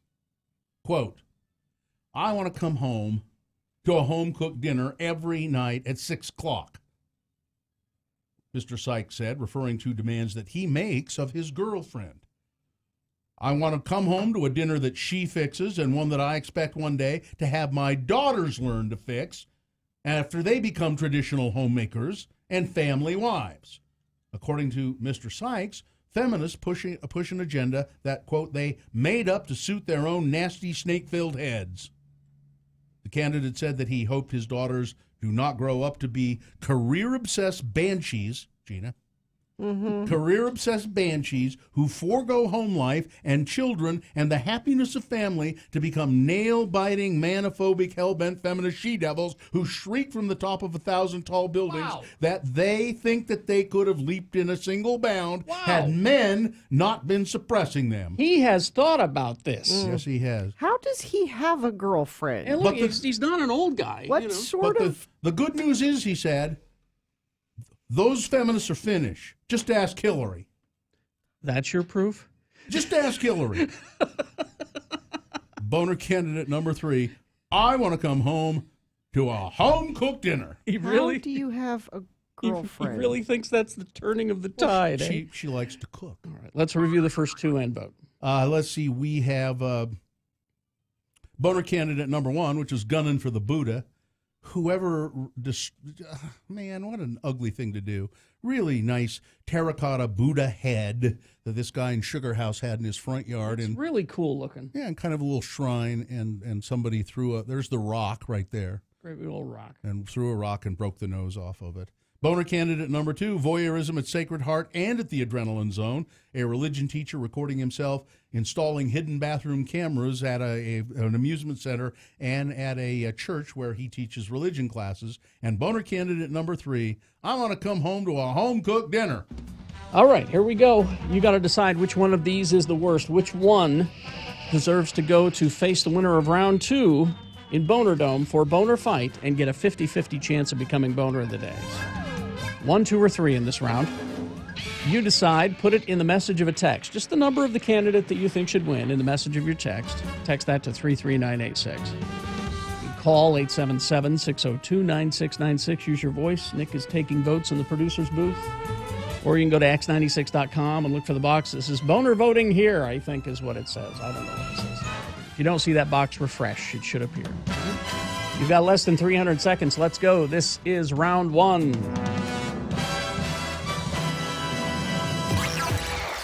Stay tuned for.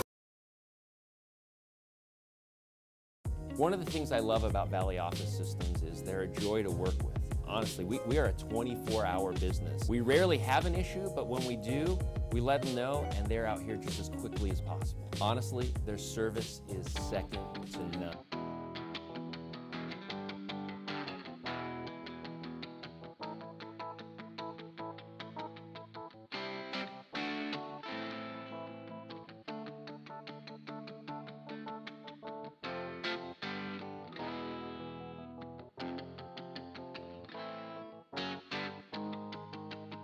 Gina's back. So anyway, so anyway, Kerry walked in and he said, "You're walking like some of your." You're walking like somebody who had their guts ripped out. You're walking like your insides are all wrong. You know, because she was doing this. Yeah. And I started to tell Kerry, and then I said, "Wait, I'll tell you on the radio." What you should never do is go on message boards about surgery. You should never go on message boards about anything. I don't care if it's the Incredible Hulk or surgery. Well, just don't. You know what you should do? Yeah. But you're curious, you want to hear what other people's experiences are and what their recovery is. And what happened? And, well, before the surgery, I went on a message board and somebody was asking the question, well, what fills in the hole where they take out what they take out? And there's a hole there. Well, the response was. Well, now the response was the uterus is what we're talking about. Yes. And Gina's uterus weighed 43 pounds, which is amazing. It was the size of a medicine ball. It was prize winning. I'm a size 2 now because but they remove it, and the way the person in the message board explained it is, well, it's pictured just having a big bowl of spaghetti and just taking a big scoop out of the bowl of spaghetti. It just kind of fills in where the hole is. But that just takes a second. Like spaghetti. Kind of goopy. You just watch the spaghetti fill in. It just takes a second. Like biscotti. So this is what I'm picturing my insides are like, a big bowl of biscotti. Well, they're very much like that. Yeah. Mm-hmm. Surgeons train on spaghetti. Yeah, you didn't know that? They do meatball They removal. Delicious marinara sauce. That's why there's so many fat doctors. And then they all have lunch. Well, we've trained on the spaghetti. Let's eat it. Yeah. This is what I'm picturing when they're wheeling me into surgery. And you know what they did with your uterus? Lunch. Yeah. Spaghetti. There's lunch.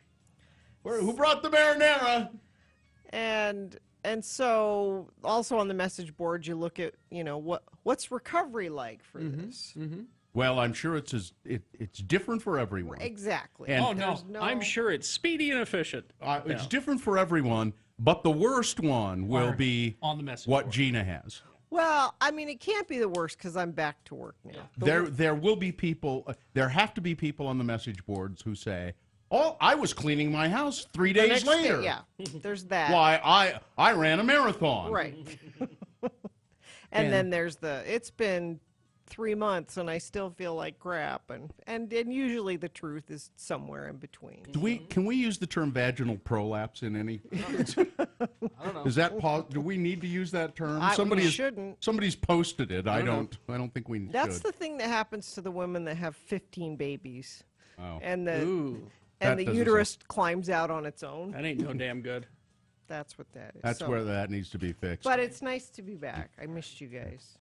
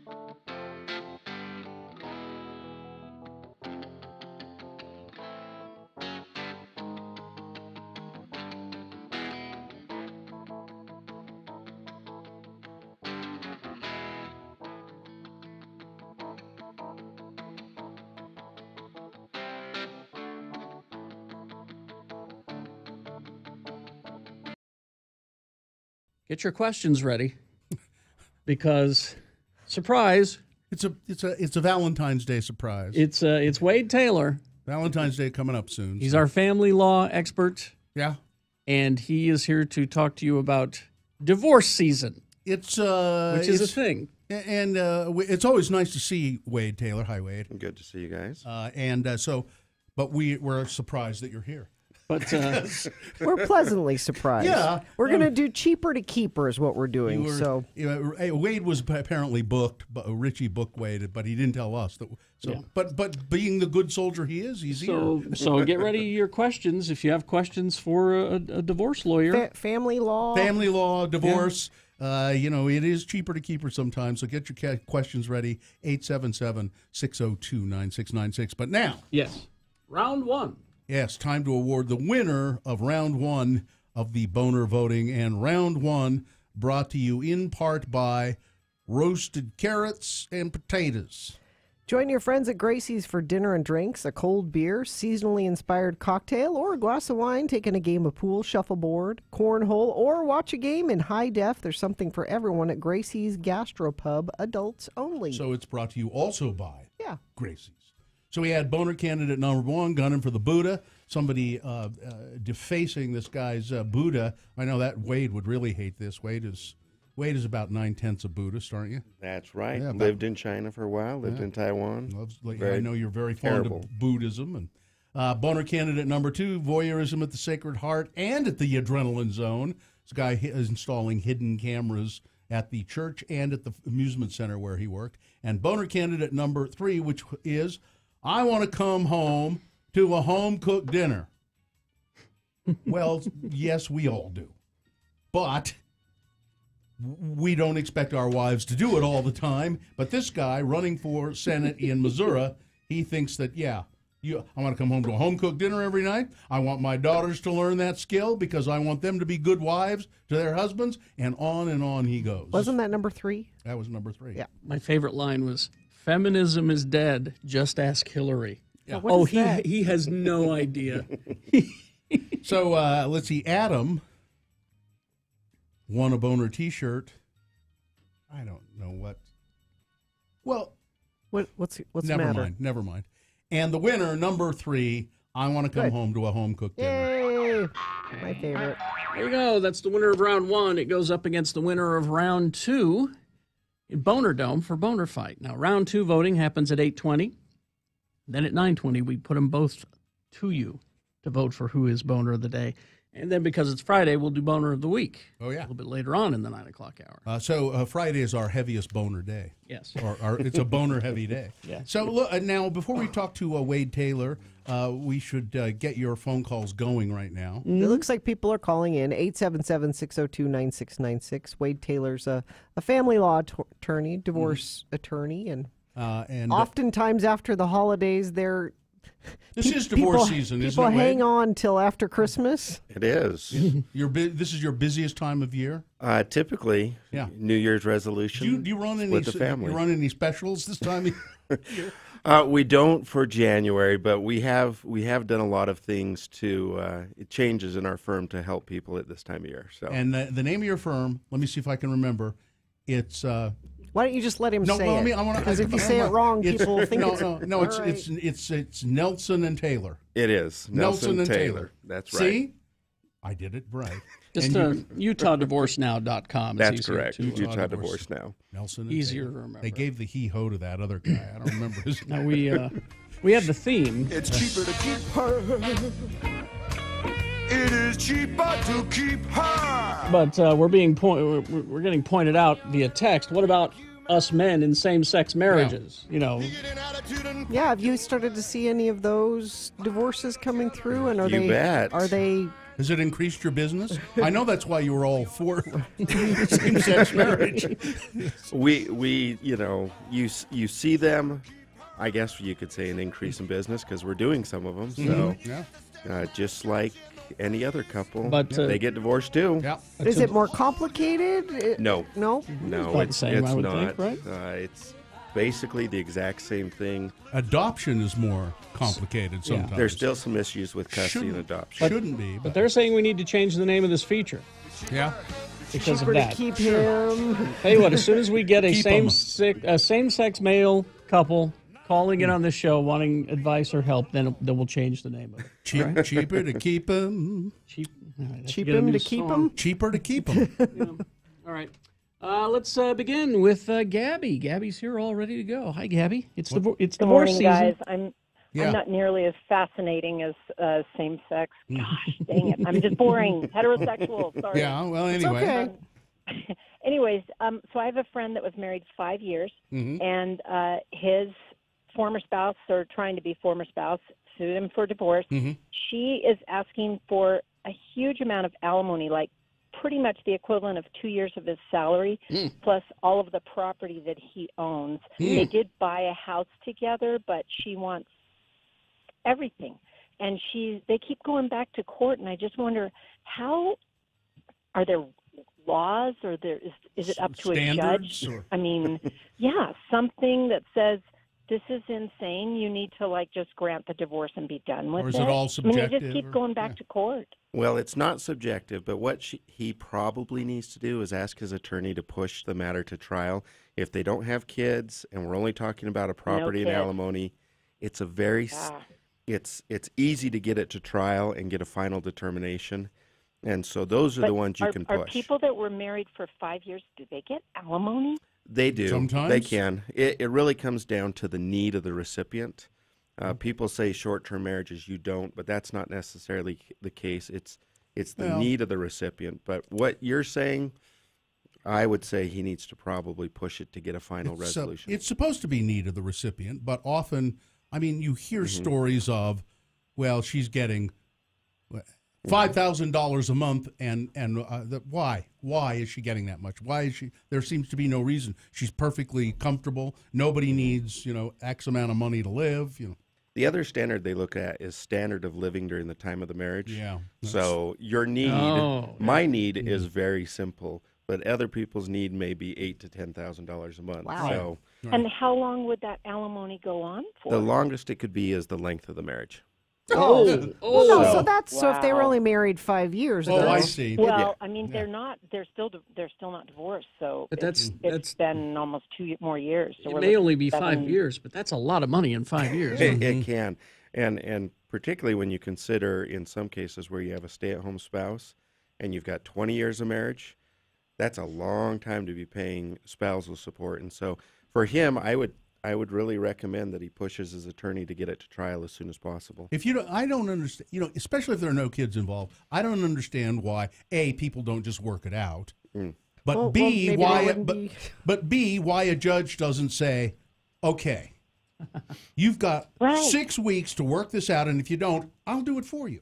Oh, they've been to arbitration. They've Mhm. offered, but her requests are so insane. Like 2 years of his salary.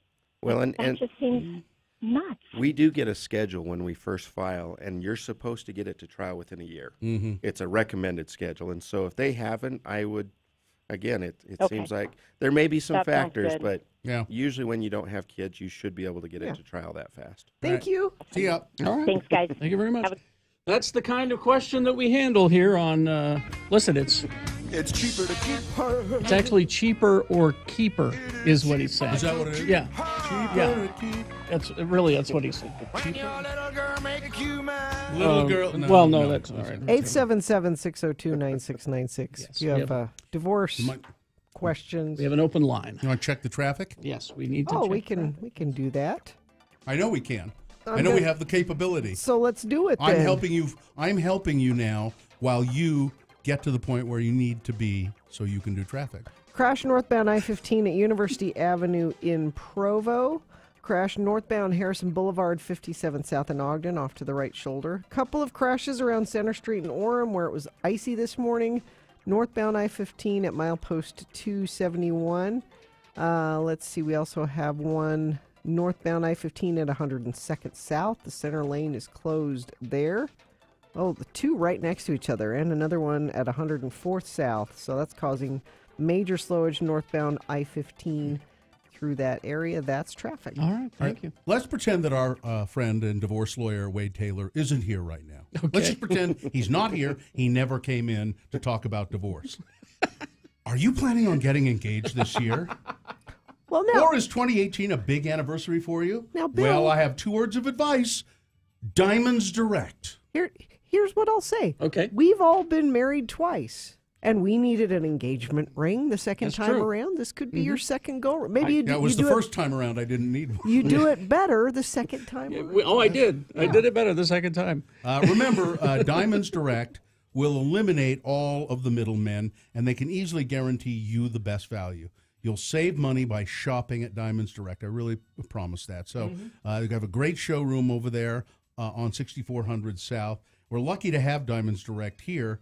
Lou and Derek and everybody over there at the Diamonds Direct, they're very friendly, helpful, but not pushy. They're friends of the program. Yeah, they're not pushy, and they know their business. And they'll save you money on diamond jewelry and other kinds of fine jewelry as well. So if you're planning to get engaged this year, or you've got a big anniversary coming up, whatever it is, please check out Diamonds Direct, 6400 South, right across from the Fashion Place Mall. The Sundance Film Festival is back in Utah January 18th through the 28th.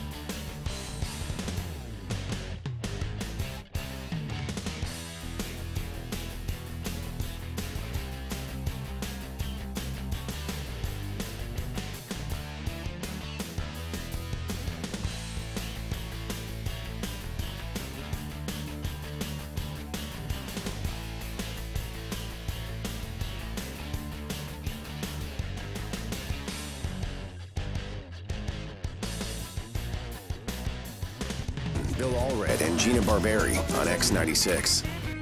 It's cheaper to keep her. So our attorney, Wade Taylor, is here, and you want to talk about divorce or adoption or other family law issues, call us at 877-602-9696. And it's brought to you by Prohibition. Come see what everyone's been whispering about. Prohibition, Fashion Place Mall in Murray, right next to Nordstrom's. Wade apparently gives a really good advice. There's somebody here in the chat room says, I want to give Wade a great shout out. He was my lawyer for a 2.5-year custody battle and divorce. We won everything we went for. Thanks, Wade, for all you did. My life has gotten so much better now that it's all over. Nice. Yeah. Wade says you're welcome. Let's see now. When they had I had a text question from gay man. Gay, been in my relationship with my partner for 9 years. I'm considering breaking up with him. We were never married. Are we considered common law married, even though marriage equality hasn't been around for 7 years? Yes and no. Common law marriage is a really hard thing to establish nowadays. You have to show that you presented yourself as married. And that's particularly difficult when you're talking about gay marriage because there was no such thing as marriage until just a couple of years ago. There you go. So establishing common law marriage prior to basically the kitchen time. 2 years ago? Yeah, 2 years ago it's probably going to be extremely difficult. By the kitchen time, you mean Derek Kitchen? Yes, I mean Derek Kitchen, that case. Yeah, okay. Excuse me. All right. Let's go to Mary. Hi, Mary. Hi, how are you guys? Great. What's your question for Wade Taylor?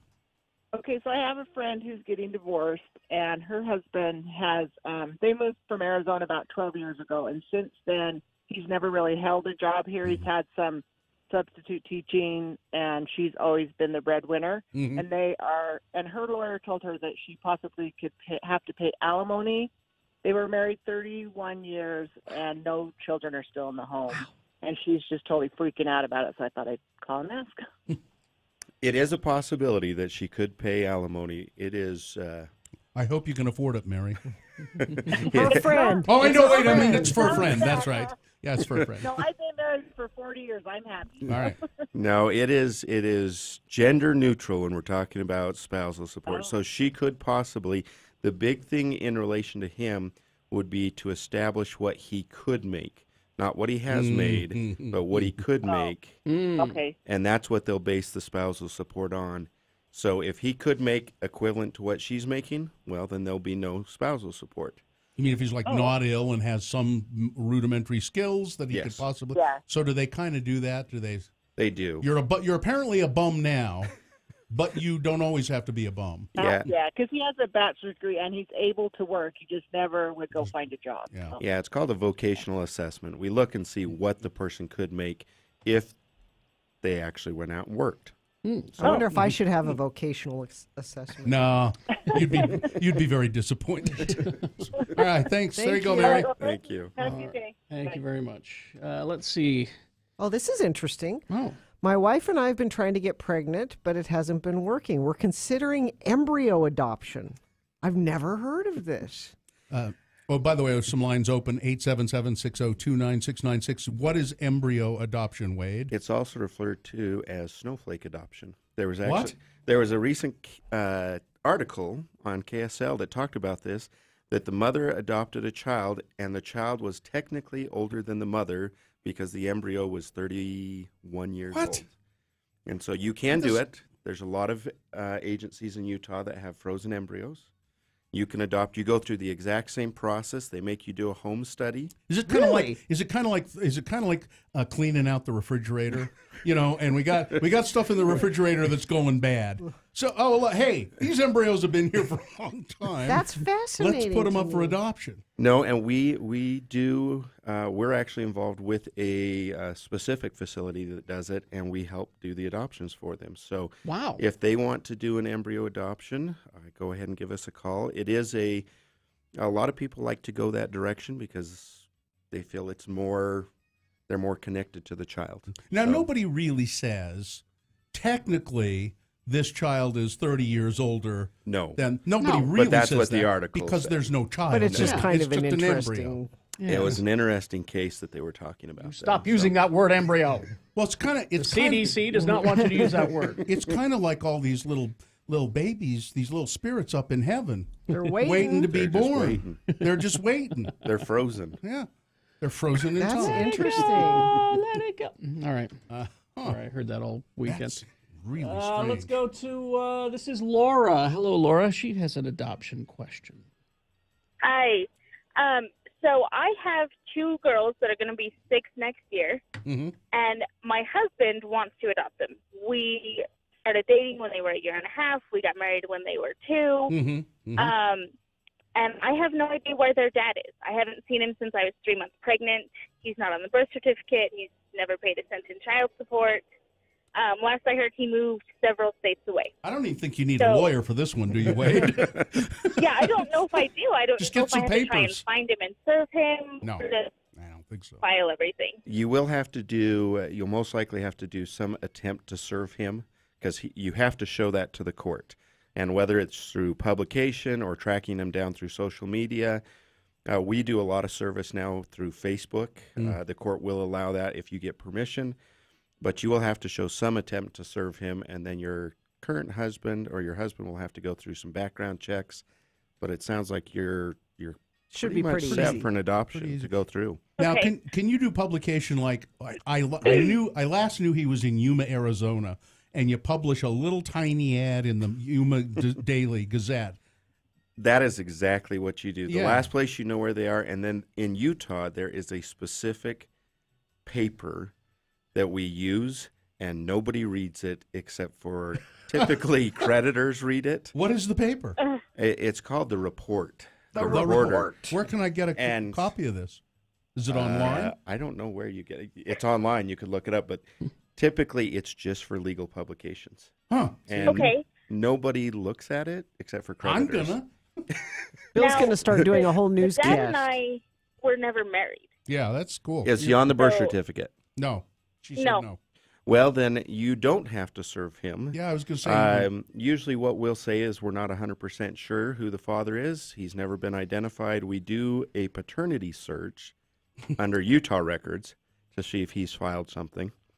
But, yeah, your adoption should be much easier in that situation. What do they file? What do the men file? There was that one girl I met at that bar. There might be a and she was baby. like 5 feet 6 inches tall, and it was about 6 years. Might have been 7 years ago. Well, hopefully they knew. It's called a declaration of paternity. But if it's they never knew she was pregnant, then don't expect them to file anything.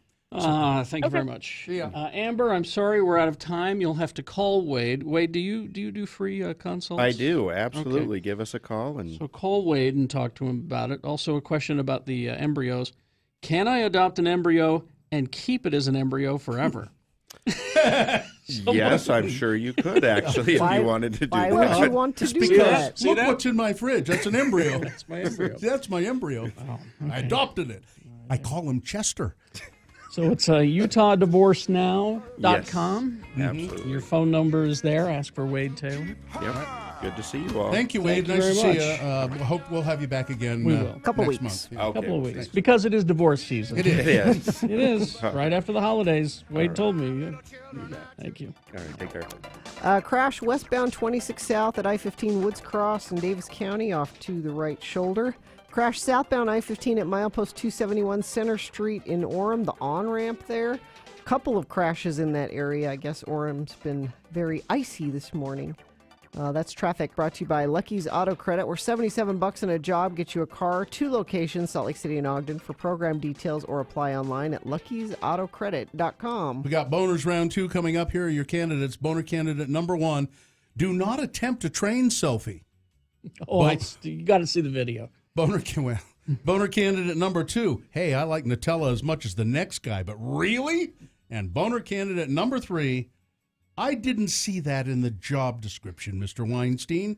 There's a couple of those that you really should see the videos, so go to x96.com/live and watch. You know, Gina's talking about it being icy out on the roads right now. It's more important than ever that you not be a distracted driver when there are those little icy patches. You can be distracted with your phone. I think we all know that one. But there's other ways you can be distracted. Sometimes even just having kids in the car is distracting. Eating in the car. Eating in the car. Yes.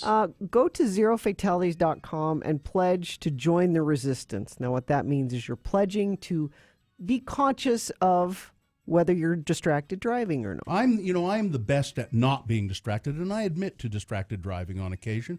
But when the weather conditions are bad, no, boy, that makes me focus. I'm really hypervigilant. I'm paranoid about it almost because I spun my car out on these icy roads. But So- don't get distracted. Go sign up for the resistance, zerofatalities.com. You could win some stuff. There's prizes for different levels of commitment, but just be aware. Think about what you're doing. Hi, this is Todd Newcomb. Every Sunday morning at 9, join me as I take you back to the era of dial-up internet. Be Kind, Please Rewind stickers on the movies you rented from Blockbuster, pagers, and 1-800-COLLECT. We even go a little deeper.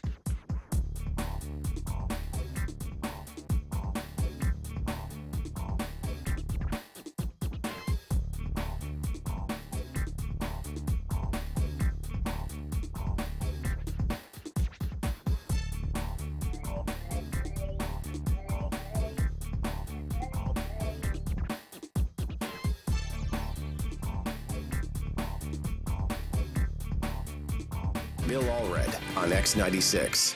All right, 8:20, time for round 2 of your boner voting.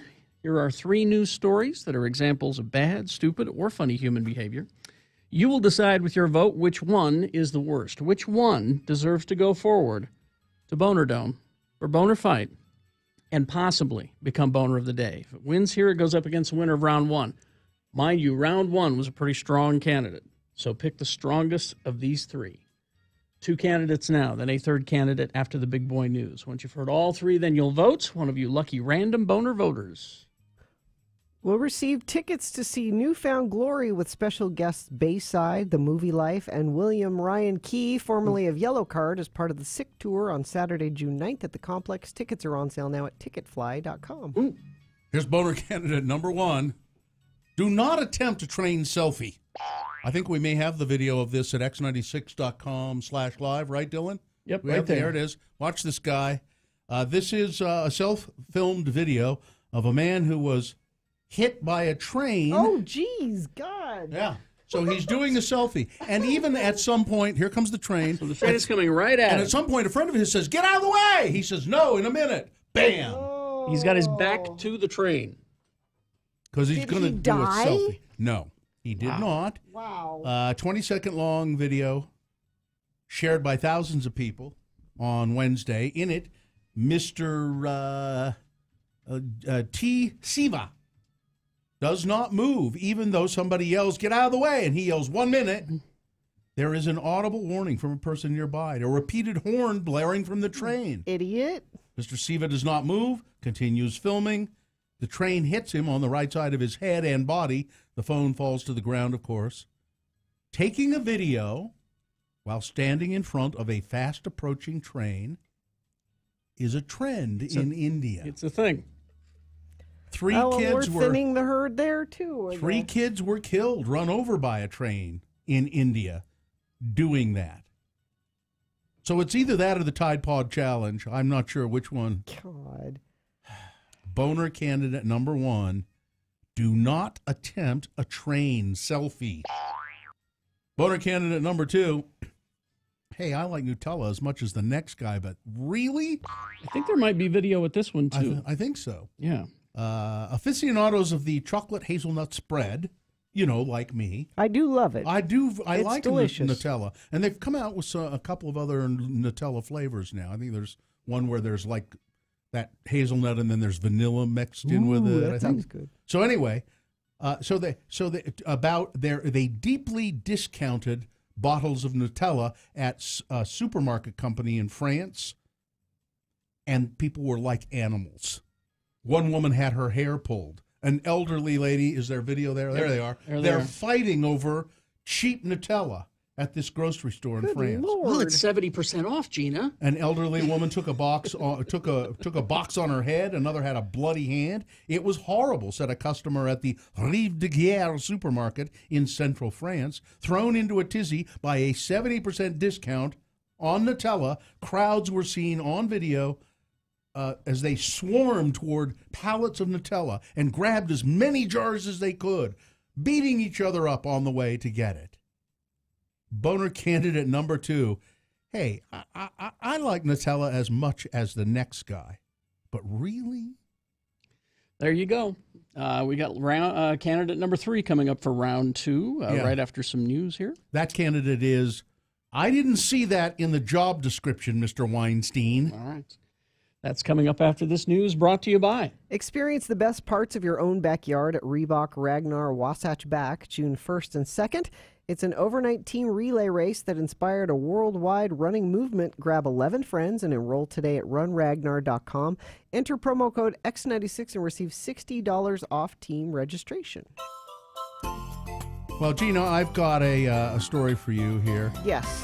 This story is a sad thing, but it's one of those just like, what the hell? Why? So this is in Bon Air, Virginia. Okay. That means good air. Bon, B-O-N, Air, Virginia. Got it. 38-year-old mother of 2 was. I hate it when they give it away right at the beginning of the news story. Okay, so skip it and come back. That's to what it. I'm trying to do here. So 38-year-old mother of 2 Her name was Susan Darnell, and she dropped off her son at a bus stop. And then she was standing in her driveway after she dropped the kid off. Okay. Into her driveway, just standing there in the lovely little town of Bon Air, Virginia, which is, just west of Richmond. I didn't know that, but... And across the street, there's a wooded area. And all of a sudden, a tree falls all the way, a huge tree, all the way across the street and lands on Mrs. Darnell, killing her instantly. Wow. That's bizarre. Chesterfield County Fire and EMS spokesman Jason Elmore said he didn't know why the tree fell. He did note that there had been particularly rainy and windy weather going on. Darnell's uncle, Steve Gates, said she was married. She had a son in elementary school and a daughter in high school. She worked as a beautician, just standing there in her driveway. Tree from across the street, all the way, falls all the way. That's why I don't go outside. I know you really are. You object to living near wooded areas. I know for that as well. reason. Yeah. So there. I mean, what a bizarre story. And I do you mean, I think have it's questions. You'd think that's something that big, you'd hear it. Well, maybe. And get out. Maybe she was hard of hearing. Maybe she had earbuds in. Maybe the wind was blowing, and so you just sort of didn't notice. And you hear the crack, crack, crack, crack, crackle of and you go, what's that? And you look up and you go, whoa! It's a bam, tree. You never thought this would be the day that the tree would fall on you. Yeah. So is that better to do the story that way or to do it this way? A 38-year-old mother of two has been struck and killed by a falling tree. Well, there's no reason to go on after You're that. done with the story. Kind of. There's I mean, no- you want to find out some of the particulars. What kind of tree? But isn't it better to start with, there was a 38-year-old Yes. mother standing in her Yes. driveway. She just dropped her son off. Yes. When all of a sudden. This is Okay. why you're Utah's most trusted newsman. Okay. I'm trying to, All right, now let's talk about Governor Herbert. He was all smiles on Wednesday when he was giving his State of the State address. But Brave Gary, that's what I'm going to call him from now on. Okay. Brave Gary was in horrible pain at the time. He's a trooper. Republicans. From kidney stones. Oh, really? And he's having surgery today.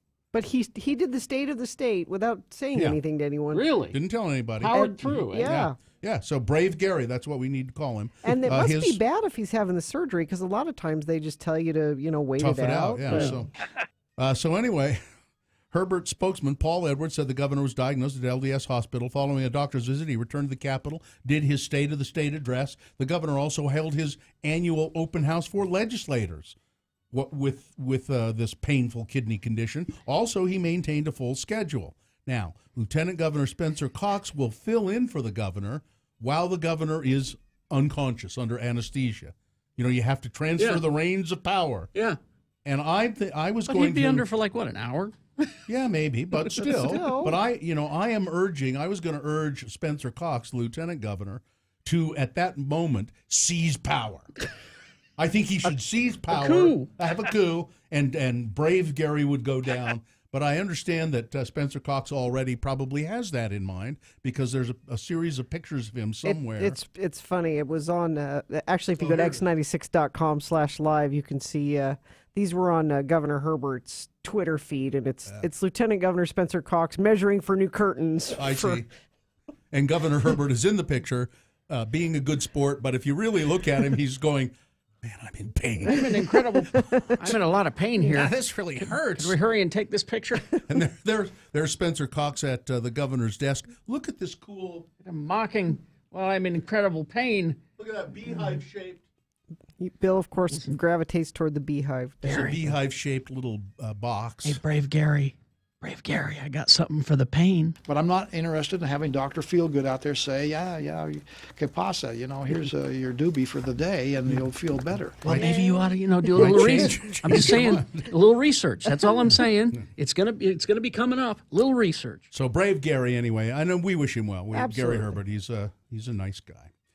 Though Governor Herbert boasted about Utah's successes at his annual State of the State address on Wednesday, he also acknowledged that there need to be some things adjusted In the speech that lasted for about 20 minutes, probably would have been about 40 minutes, but, the kidney stones, Herbert covered nearly everything from education to tax reform to the future planning of Utah. He noted the state is currently in exceptional condition. It's in very good shape economically, and said that the nation will look to Utah as an example of success for the future. Lock up the women and children. He did say he wants to start working hard on reversing Utah's suicide problem, which is a very strong public health issue. He also said that wants to update the local tax code, and he would like Utah to be, and Salt Lake to be looked at as that shining city on a hill. The one Ronald Reagan talked about and went to after he passed. After he passed. Herbert. Shining city on the hill. So this secret society FBI There's stuff. no secret society. No, of course not. God. Now, where this all comes from, there's more details about it. Okay. So these two FBI agents, a man and a woman, and it's like their boyfriend and girlfriend. They were stupid. They were having an affair. They're having sex. I think they still are. I think they're having the sex. Both of their spouses, I think, left them, didn't they? I don't know all the details. Were they both married and was it an affair? I can't remember. I can't remember. Anyway, so they're FBI agents and they're doing investigation into Hillary Clinton email, the Clinton Foundation. They're doing they're doing stuff for Mueller. Mm-hmm. They're doing FBI stuff for Comey, and they're exchanging all of these text messages back and forth. Like you do with people you're having sex with. Yeah. Yeah, you know all about that, don't you, Gina? You wouldn't believe the message stream between me and my husband. I hope that never comes out in court. So anyway, people would be embarrassed. I want to see it. So anyway, they didn't care for Hillary Clinton or for Donald Trump. They didn't like him at all. They were Hillary supporters. They made that clear in their text. But that's not that's not illegal. They were also critical of her a couple of times. Mm-hmm. So it's not illegal. You can have a political opinion. You can be partisan and have a political opinion as long as you don't let it affect your work. Mm-hmm. And that is possible to do. And they weren't really high level enough to affect anything like that. So anyway, in one of the texts exchanges, they said, are you going to give out your after Trump won? He said, are you going to give out your calendars? Seems kind of depressing. And then the response was, well, maybe we should just start the first meeting of the secret society. That is the only mention anywhere. Which is clearly a joke. It's a joke. So from that, this Senator Johnson. That's all it takes. Yeah. There must be a secret society operating in the FBI that is against Donald Trump. And Hannity, of course, runs with it like wildfire.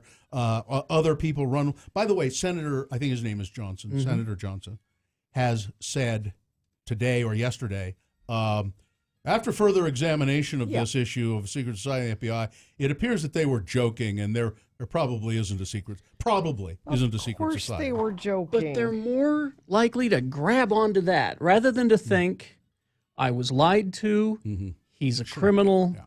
And I made a mistake. Rather than that, they grasp onto, no. I don't even know. I don't really know yet whether there was collusion, whether Trump knew anything, whether any of that stuff. What I do know is that he's a despicable human being who is a racist and a sexist and has talked about physically assaulting women and probably has assaulted women, but I don't know specifically that. So he's a wretched human being who should not be president. That's what I know. And let me just go back to here. The calendar comment. People were puzzled about the calendar comment. Why did they say that? That's a code for something, right? No. What calendar? The guy, the FBI agent, what's his name? Strzok? Sure. Anyway, he had there are those Vladimir Putin calendars where every month of the year it's a different shirtless picture of Vladimir Putin. Oh, is that what that is? Yeah. And he bought a bunch of them as a joke. Oh, that's funny. That's funny. He thought because they are funny. They're just really ridiculous. So he bought a bunch of them. That's funny. And she did one of them and said, so that's where it says, maybe it's time to start passing out your calendars. That's funny. They're just Which two is a people jo- joking. which is a but joke why about this the ever Trump went collusion thing. anywhere? And again, when it all comes out, you'll see that the stuff that they've got him on was not made up. It happened. Well, and yeah. For sure, obstruction of justice. Yeah, none of that has come out, and I'm not going to be a conspiracy theorist about any of it. I just know that he's a despicable. What we do know for a fact. These things we do know. I don't need Mueller to tell me any of this other stuff. No. Yes, because I've seen it. It'll be interesting, but what we know as a fact is awful. All right. Sports weather traffic? Let's see. We've got the Jazz on the road tonight at Toronto. That's at 5:30. The Utes won last night, and it was a big game because they beat Arizona State, and they're a ranked team, so that's good. Oh, and BYU lost. That is also good. 75-62. What? Come on. Would you stop with that? She's the nice one. We have the hardest time getting listeners in Utah County. They can listen. The truth hurts. Oh, and you'll hear let it. them listen. You'll let them listen. Crash southbound I-15 at milepost 320. That's 1400 north in Centerville. The HOV lane is blocked there. Crash at the on-ramp northbound I-15 milepost 265. This is Center Street in Provo. Couple of different incidents happening there around Center Street. They had some icy issues this morning. Northbound I-15 around Point of the Mountain going up through Draper. Couple of accidents there that are still causing slowage in that area. Haster Games has the best selection of the latest board games, Magic the Gathering, Dungeons and Dragons, and more. It's a great place to stay and play. Remember, Haster has it 6831 South State and online at hastergames.com. Here's boner candidate number 3. I didn't see that in the job description, Mr. Weinstein. Oh, this one's gross. You're doing It this is. one? Well, yeah. This is gross. It is. Speaking of gross, I don't know if you see the picture of Harvey Weinstein that accompanied this. No. This. There he is. No. Look at that. Harvey Weinstein apparently made his assistant Are you really going to? All right, you're doing it. All right. clean. Okay. Should I use a euphemism or should I just say you should use euphemisms like gentleman's? No, God, that's That a one? horrible That's one. even horrible, though. Yeah. Gentleman's relish? Yeah. Made his assistant clean it off the couch after his sexual encounters. According to a new lawsuit filed in federal court in Manhattan, Sandeep Rahul, who worked at the Weinstein Company for 2 years, claims that she felt demeaned and terrified while working for the disgraced film mogul. Weinstein even made the 26-year-old, she says, type emails that he dictated while naked. Not while she was naked, while he was naked. I don't care who's naked. Yeah. Nobody should be naked. No, nobody should be naked. As Ms. Rahul soon learned, Harvey Weinstein's assistants were expected to be available at all times. There was no boundary between Harvey Weinstein's work life and personal life.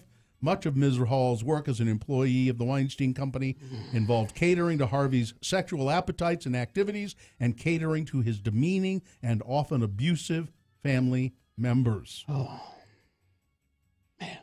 She had to clean up after him. Okay, all right. After his encounters. Okay. And he touched her inappropriately on more than one occasion. Boner candidate number 3. I didn't see that in the job description, Mr. Weinstein. All right. Let's review the first 2 and vote. Let's see. We had boner candidate number 1. Do not attempt to train selfie. Really good boner candidate. A man hit by a train because he's got his back to the oncoming train. This is in India. He's trying to take a selfie. People are warning him, get out of the way, get out of the way. Just a minute, he keeps saying, and he's hit by the train. Boner candidate number 2, hey, I like Nutella as much as the next guy, but really? A Nutella discount at a supermarket in France has turned shoppers into hair-pulling animals. And boner candidate number 3, I didn't see that in the job description, Mr. Weinstein. Now, we got a Sundance interview coming up. This is the Puppies and Kitties one. Did you? The Puppies one, yeah. Yeah, Puppies. Movie about puppies. So we'll get that to you. But first, we got to get this round 2 boner situation happened in here. You got 3 candidates. You've got to decide which one is the worst, which one deserves to go to Boner Dome for Boner Fight and possibly become Boner of the Day. So 1, 2, or 3. Remember the candidate number, the one that you think should win. Put that in the message of a text. Then text that to 33986. Or you can go to x96.com and look for the box that says Vote Here for Boners. Picture's just one of them. If it's not there, refresh. Or you can call 877-602-9696. This is round 2. Let's go.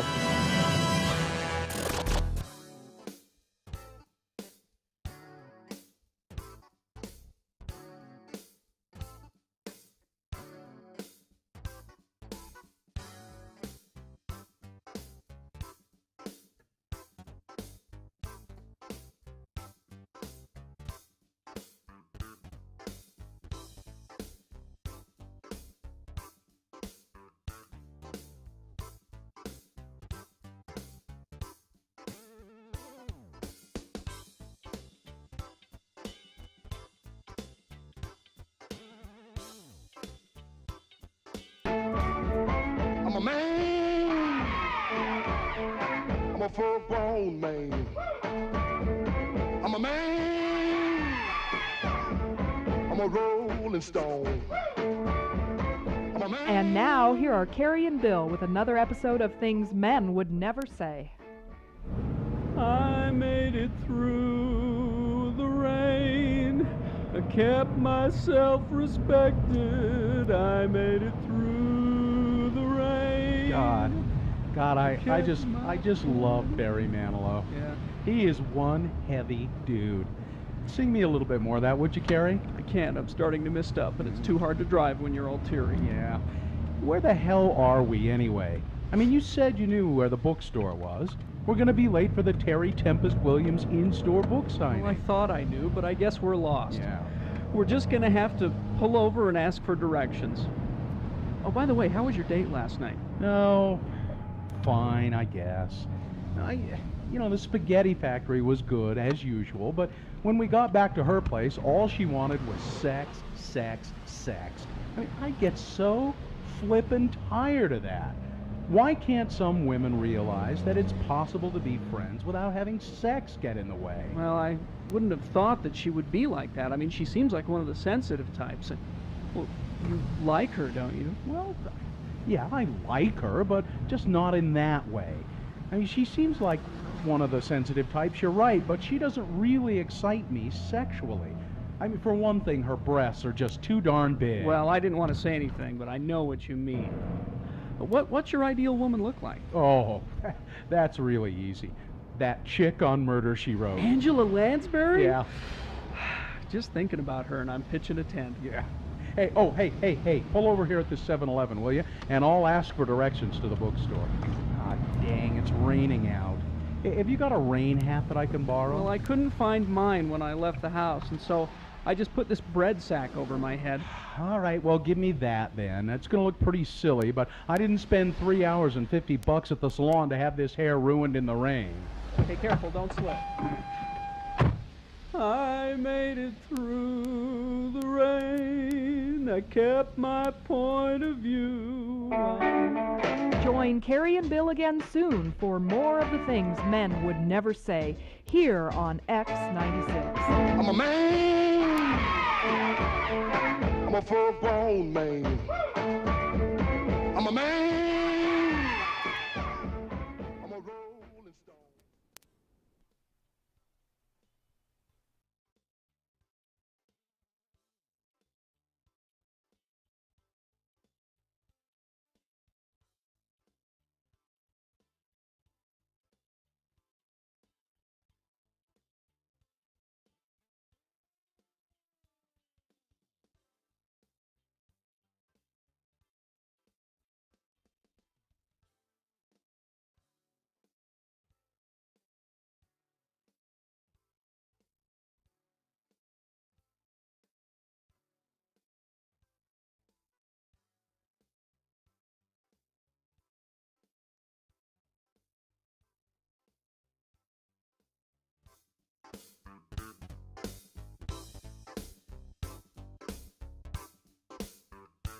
It's 8:45. Go ahead. Let's reward round 2 of your boner voting. And round 2 of the boner voting brought to you in part by roast chicken.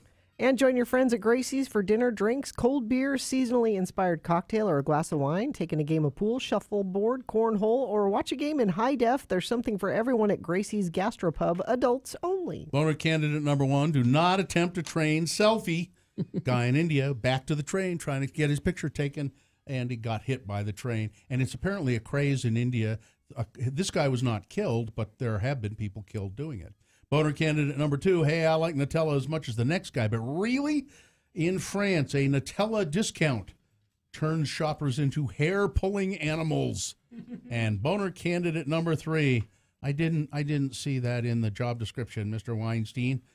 Harvey Weinstein's assistant was made to clean up effluvia from a man, Weinstein, on the couch many times after his sexual encounters.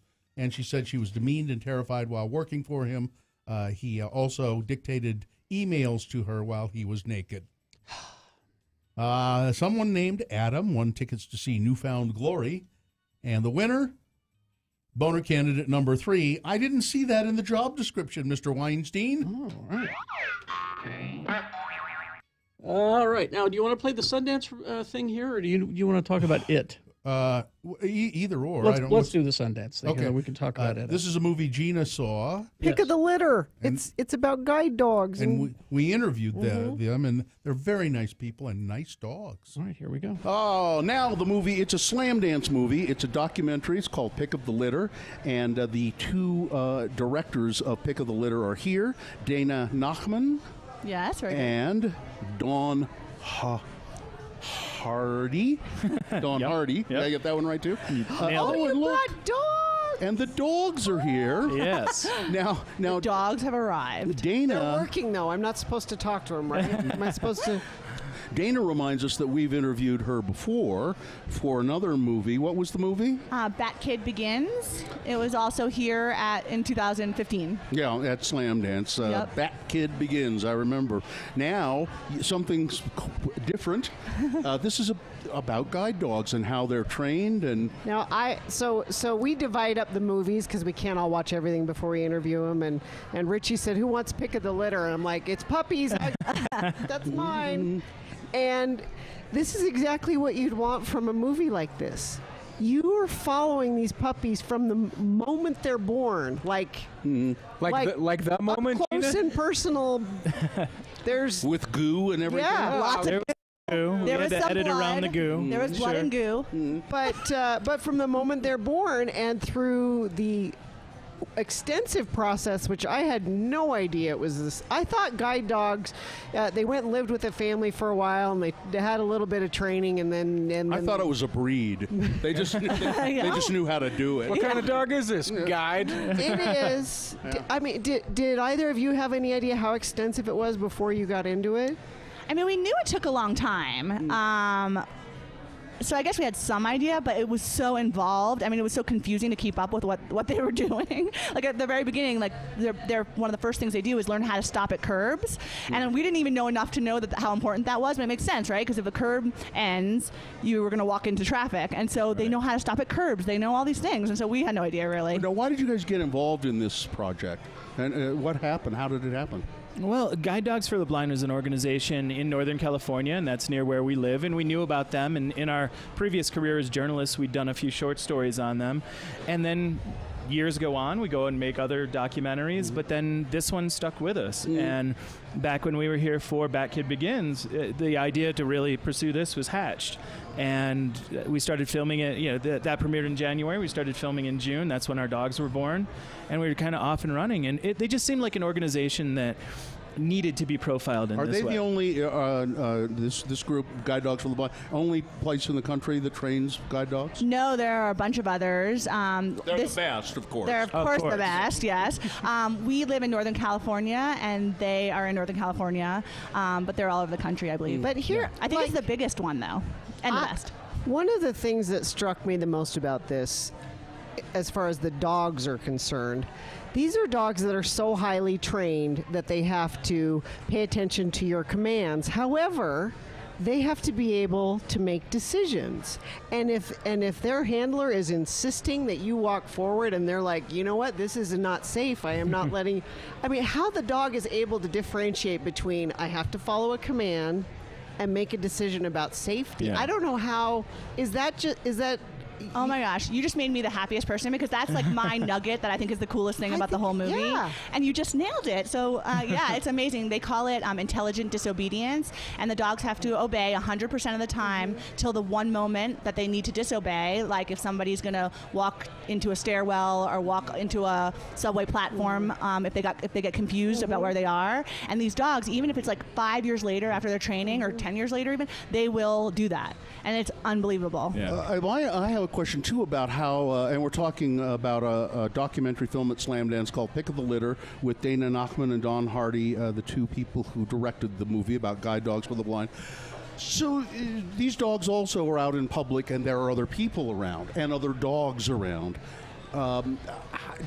Can people approach them and interact with the dog, or what's the etiquette, and what's all that about? I believe the etiquette is when they're working, when they have their jackets on, they're not to be pet. But when their jackets are off, they're just like any other dog. Relaxing. Yes, they're relaxing, and they can play and do all the fun things that all of our dogs do. Yeah, and now you follow these dogs from when they're puppies, when they're first born. Not all dogs make the cut, right? Right. They show you that, and you keep track of this litter. I think there's 6 puppies, 5 puppies. And by the way, my next dog I'm going to name Phil, because I think Phil is named Bob. I think Phil is an awesome name for a dog. But that was the other thing with this, the litter. It's like, okay, this is the P litter. So all the puppies in this, because they're like a racehorse. You mean the letter P? Yeah, no, but listen. Not like good clarification. No, they're like, aren't they kind of like racehorses where they have to have a unique name? There can't be another guide dog with the same name. there can't be another working guide dog with the same name. So what happens to the little jerks that don't make it? They break your heart, it sounds like, because you see them from when they're born and you're rooting for them and you're like, come on, Phil, are you going to make it, Phil? They break a bunch of hearts, and then they become the best, most well-behaved pet you've ever seen in your life. Yeah. Or they could go work with another organization like Dogs for Diabetics, or work with soldiers with PTSD, things and like that. They're using dogs now, is it to smell cancer? Or? Yeah, isn't that amazing? Yeah, that's really... And I think that the diabetes dogs smell when insulin is low. It's crazy. Mm-hmm. It's called Pick of the Litter, and if you ever, I guess it's the most in-depth look at now the other thing, and I notice she's here, you don't just see the dogs, you see the people that are waiting to receive the dogs. You want to have them come over here? I don't know if she's being interviewed or... I can't remember her name. Janet. Hi, Janet. Janet is here with her guide dog. Okay, so tell us about now. So is this all? This is for people who are sight impaired only, right? Hi, Janet. How are you? Hi. Visually I'm good, impaired. Thank you. Now, Janet, you have your guide dog here. What's his or her name? Her name is Poppet. Poppet?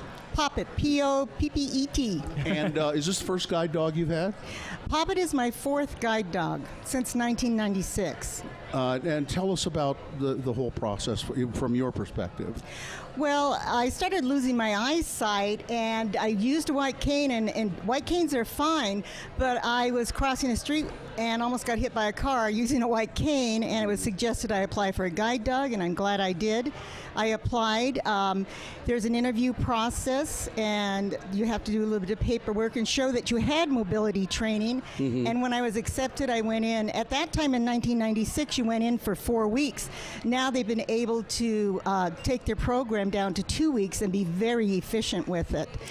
So you go in, you get matched to the dog. And what's rather amazing is they can match the dog to your personality. And I'm not a shy person, so they gave me a dog that wasn't very shy either. I can see Puppet is curious, a curious dog. She is. She's very joyful, very curious, and extremely affectionate. And the one thing about guide dogs is they really look up to you like a human almost. Well, you are a human, Janet. I am. I see what you mean. She looks up like she's a human, like she just adores me. I don't know that I'll ever live up to her expectations of me because she just thinks I'm wonderful. Thank you for talking with us. Sure. Appreciate You're it. welcome. And thanks, Puppet.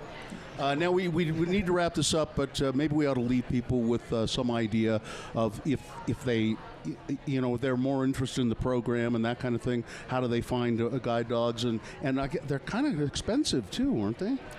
No, well, actually, you apply, and the dogs are free for you for the life of the dog.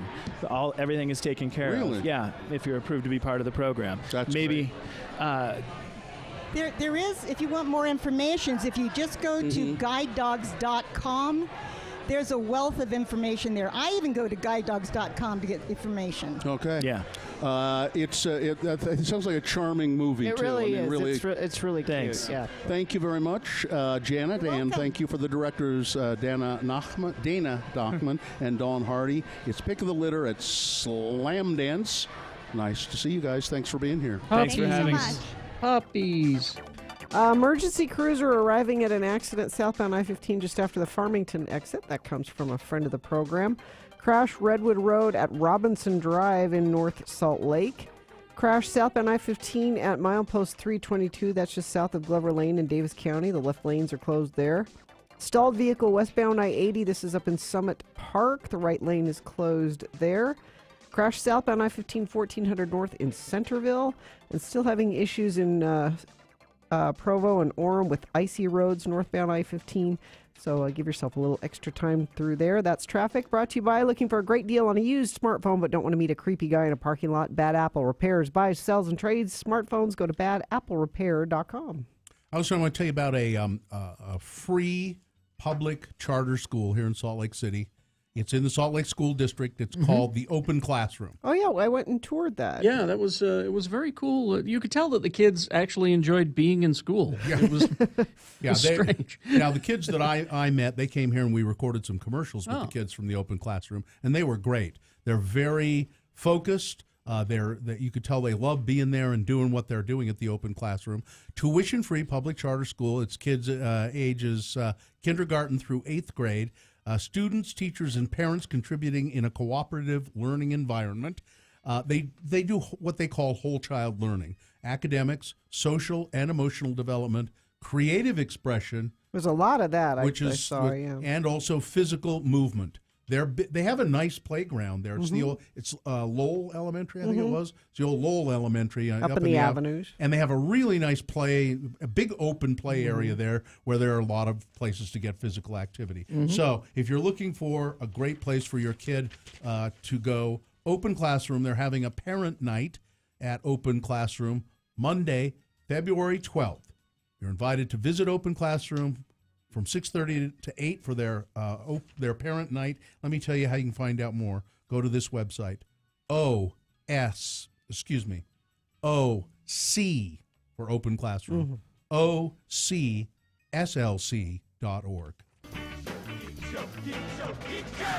Hi there, it's Kerry Jackson. Geek Show is me and all my best friends sitting in my basement studio, drinking, laughing, and talking about the stuff we love. Sci-fi movies, TV shows, comic books, toys, games, and more.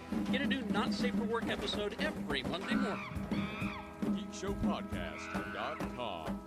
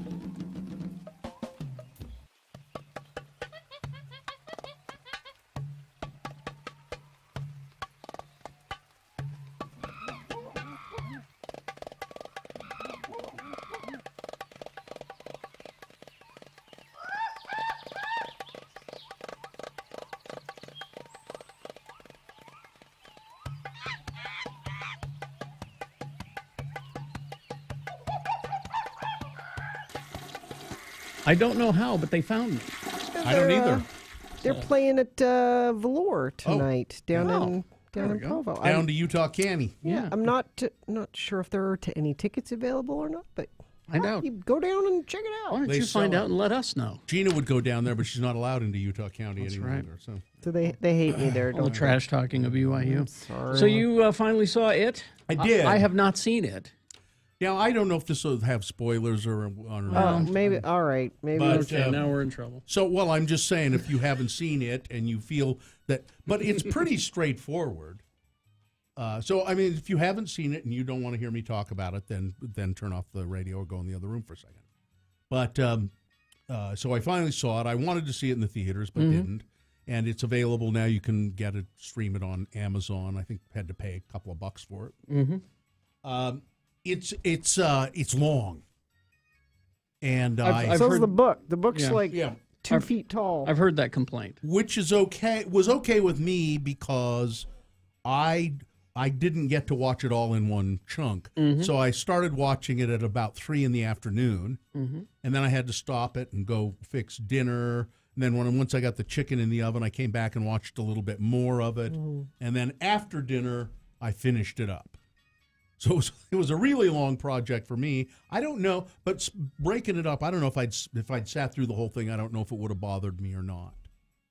There are things in it that are really just kind of derivative, and you just know exactly what's going to happen, whether you've read the book or not. I was going to say, is it derivative because maybe other horror stories have come along and borrowed from it? This is an old story. It's an old book. Yeah, but it's also but also they're just like a lot of, this is not a complaint because it's done well, but they're just a lot of very old horror movie tropes, things that you've seen a lot of times. But still, there were plenty of. It's a lot of jump scares, which people, you know what jump scares are. Yeah, it's a lot of that. Jump cut. Yeah, but people, and some people don't care for that in horror movies.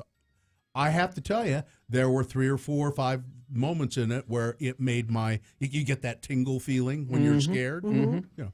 So it's scary. It's really scary. My sphincter tightens up when that happens. Does it? Mm-hmm. I just get this kind of weird, tingly, weird feeling in my spine and everything. The Babadook was the last one that did that. Yeah, to me. Yeah, me too. And this one does it. It's scary. It's really well done. Technically well done. Now, but just check me on a couple of. I don't know if you read the book, Gina. Long time ago. She's a reader. So it was me a long time ago when I read it. I think they've added stuff to it, and I wonder why. I mean, I guess I know why, but it made it longer and more difficult to follow.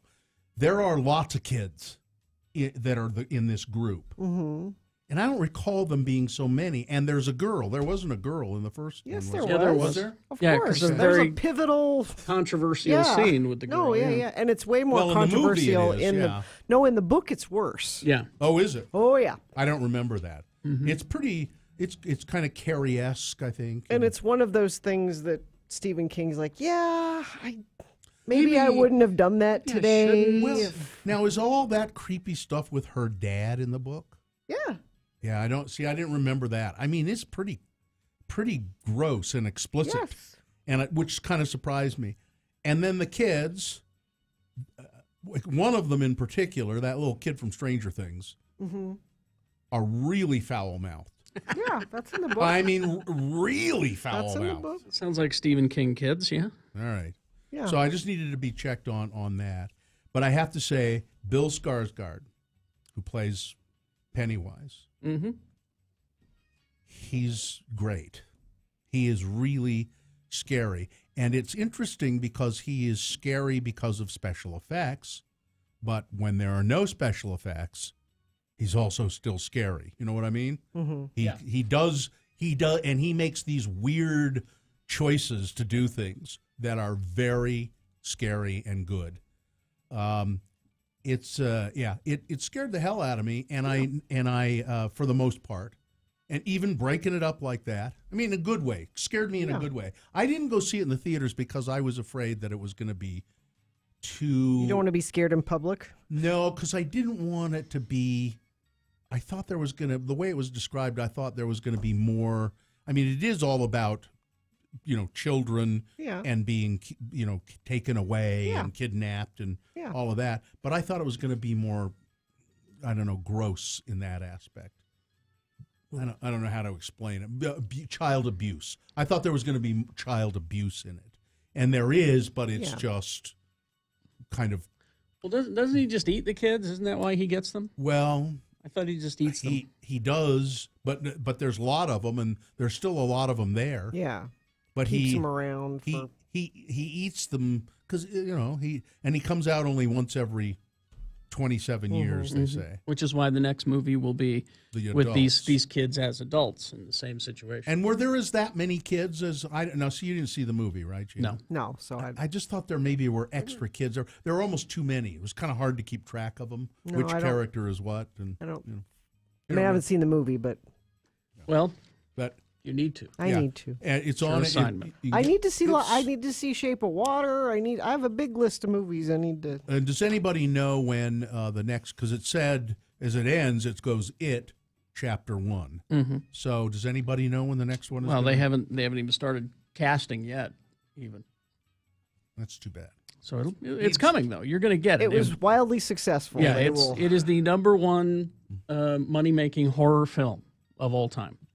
And it's good. It's So- very, and some of it is real Stephen King pastoral kind of small town, and let's take camera shots through rusted cars and that kind of stuff that you get, but Well, could have trimmed it out a little bit. Speaking of entertainment, Oh, yeah. it's time for the Gray Whale Entertainment Report, and it is on Blu-ray. We'll get to that.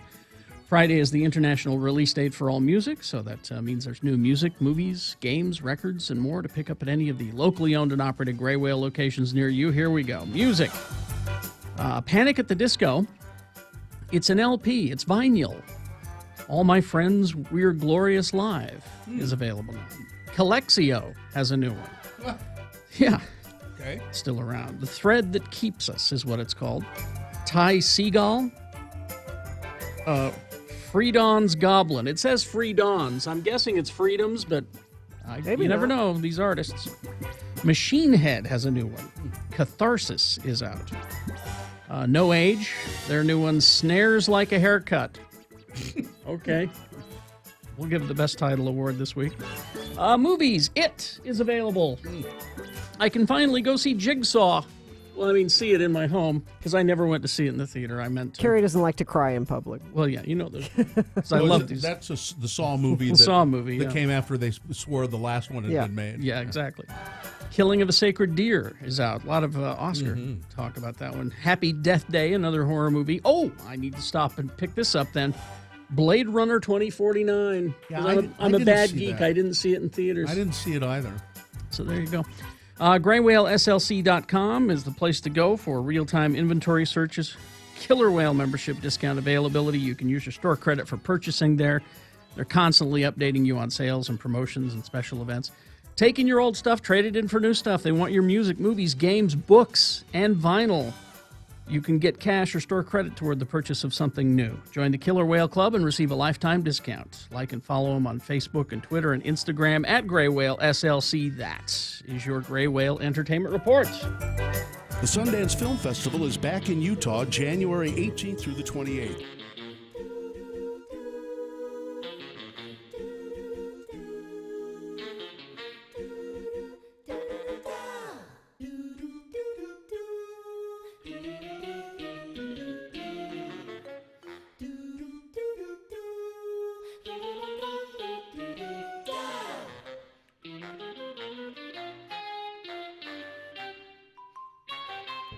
It is the 23rd century. Humans have left the lowly confines of planet Earth and have sought their destiny among the stars. While many things have changed, one constant remains: the need for young men to venture forth and do the work of the Lord.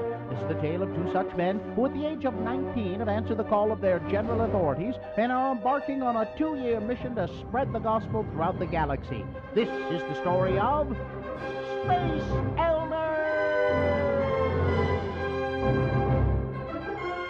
Today, we find Butch and Lehigh on Starbase 182 around lunchtime. Hey, Lehigh, what's up? You haven't been yourself lately. you seem a little under the weather. Here, I replicated you some lunch. This should put you back on your feet. It's your favorite. Oh, plomeek soup? No, macaroni and cheese with little hot dog bits in it. Man, you are sick. I'm taking you to the sick bay. Are you sure that would be the logical thing to do? Huh? Come on! Very interesting. What is it, Doc? What's wrong with Lehigh? Elder Christiansen here is suffering from plateau. Plateau? What on earth is that? Not plateau, plateau. Oh. The blood fever. It's not a birth, my dear Butch. It's a Vulcan disorder. Lehigh here is in the early stages of Ponfar. But Doc, look at my companion. I mean, his ears aren't pointy. The blood sample you took from him was red, not green. He's not a Vulcan. Have the two of you come in contact with any Vulcans recently? Well, we met with that nice Ambassador Spock fella. Was there anything unusual about this meeting? No, we talked for a while. He mind melded with Lehigh and then sent us packing like everybody else. Mind melded with a Vulcan? Oh, dear. Well, he said it would be the fastest way for us to tell him about the gospel. Now, what's this got to do with Lehigh losing his appetite and then resetting the environmental controls in our apartment up to Moab standard temperatures? Ponfar is the Vulcan mating ritual. Unless the individual who's suffering from the blood fever gets to Vulcan in time, he will die. I still don't understand how Lehigh contracted this blood fever thing anyway. The Vulcan who did the mind meld must have transferred it into the Lehigh's mind during the meld. No matter how he contracted it, you must get to Vulcan within the next 72 hours or your companion will be dead. Okay, Vulcan it is. Come on, Lehigh, we better get going. But Vulcan isn't in our Tracton area. We're not supposed to go outside of this quadrant. You know the rules. Zone Leader Hansen would never approve of us making a personal visit to Vulcan. Oh, to heck with Hansen. They can send us both home if they want to. I just want to make sure you go home breathing. Will our elders get to Vulcan in time to save Lehigh? Will Zone Leader Hansen get them sent home for leaving the quadrant? Will Ambassador Spock apologize for giving Lehigh plateau? What is exactly in plomeek soup anyway? Tune in next time to hear Butch say... Hold on, Lehigh. Just a couple more hours and we'll be on Vulcan. Butch, wouldn't it be more logical to reduce our speed to warp 6 in order to make the best possible speed while reducing the stress on the dilithium crystals? Oh. On the next mind-melding episode of Space Elders!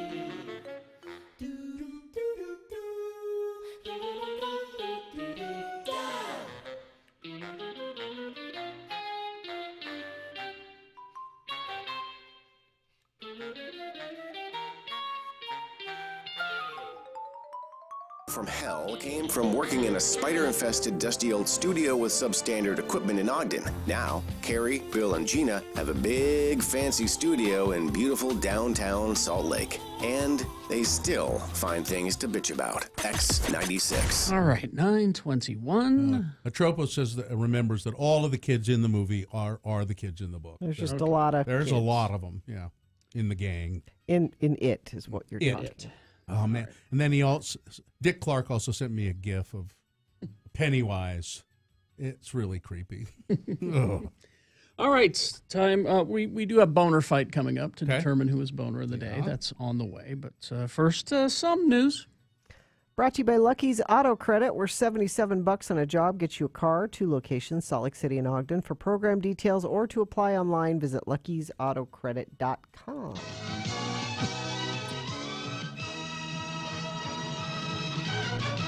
I hadn't looked at my Twitter feed all morning. I've been busy. And apparently, we talked about the earthquake that was in Idaho last night. Soda Springs? Inside the Soda Springs area. Dick Clark and his family live up in Logan. And he said, yeah, we felt that earthquake, and it quite freaked us out. They were ready for it, though, because... Earthquake warning has been issued. It's going to be 9.0 or greater magnitude. It may destroy lots of houses. It may destroy telephone poles. This guy was outside of Dick's window, actually. Apparently, this guy who does those warnings has done other weather-related stuff. He'll do storm warnings, and I like him. We should get him to do some liners for our show.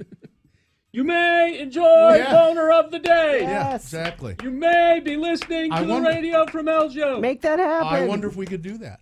And, pay him a little bit of money and get him to do some liners. You may call the station at 877. He's a guy on YouTube, and he does this, and, why not? 96. And the, Wade Taylor, our divorce lawyer friend who showed up here, and apparently he'd been scheduled by Richie. Richie's on vacation, and Richie did not tell us that Wade was coming in today, and it wasn't on our schedule. Apparently, he also scheduled something else. What? That we didn't know about. Well, our mystery consultant, the all-knowing suit, says Richie scheduled an exclusive in-person interview with me and Bill last night at 6 p.m. at 50 West. I showed up, but no Bill. Oh, man. We could have found out last night who he is. But I didn't know about it. Slipped through your fingers. Yep. Utah lawmakers are moving ahead with a bill to extend family planning services and birth control to about 11,000 low-income Utah women. I'm suspicious because this sounds good. I know. What's the catch? Costs of the partial Medicaid expansion effort would be covered mostly by the federal government under House Bill 12, and several Republican legislators on Wednesday said that the measure would save taxpayers money in the long term by preventing unwanted pregnancies, again, and by preventing abortions. Again, this sounds too good to be true. What is the catch? I don't know. Do they have to, listen to a sermon?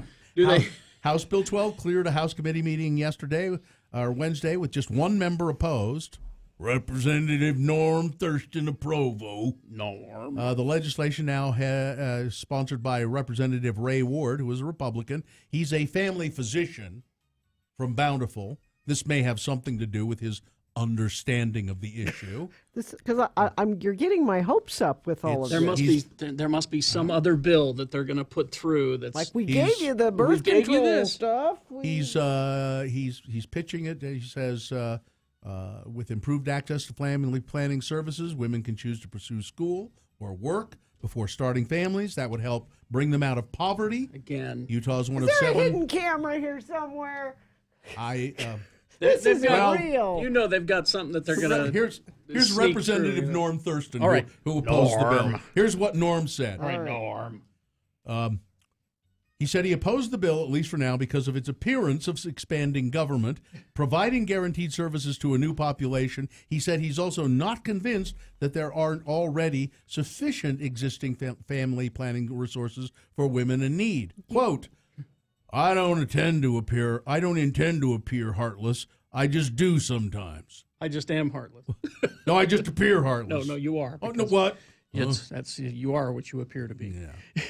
Let's see. How much time do we have? Got to go quickly here. We're good. Yeah, pretty quick. Utah House is passing a bill which would require police officers to get a warrant before they draw your blood. Ooh. This is based on the essentially the emergency room. The highly controversial arrest of nurse Alex Rubbles, that's right, at University of Utah. So the bill passed 72-0. and it's now going to the House. All right. Okay, it's time for the boater fight, I guess. Here we go. Yeah, unless you want to do a quick weather, Gina. It's warm today. It snowed, and you thought it'd stay cold today, but it's not. 42. I'll tell you sometime later about David Copperfield molesting someone. Oh, we can get to that. Hell on X96. We'll get to that coming up for sure. And Flava Flav got beat up. So, anyway, boner candidate number 1 from round 1 goes against the candidate from round 2. We'll see who you think is the worst, who is the boner of the day. Number 1, I want to come home to a home-cooked dinner. This is a Republican U.S. Senate candidate in Missouri. His name is Cortland Sykes. And again, you're going to hear what he says, and you're going to say, that must be some geezer. Nope. No, he looks to be like in his 40s or something. I want to come home to a home-cooked dinner every night, referring to demands he makes of his girlfriend. One that she fixes, and one that I expect one day to have daughters learn to fix after they become traditional homemakers and family wives. Listen, feminists are pushing an agenda that they've just made up to suit their own nasty snake-filled heads. I'm from the 1850s.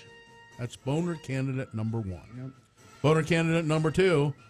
I didn't see that in the job description, Mr. Weinstein.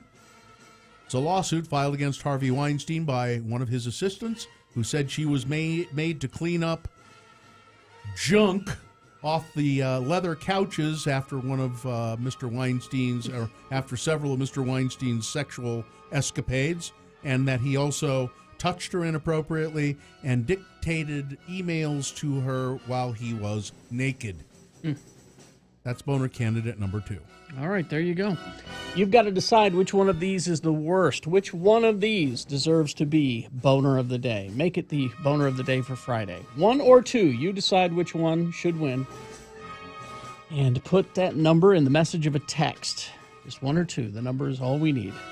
Text that to our short code 33986. Or call 877-602-9696. Or go to x96.com and look for the box that says Boner Fight January 26. And vote there. If you don't see that box, refresh. It should appear. You've got 4 minutes. Let's go. Who is boner of the day? Decide now.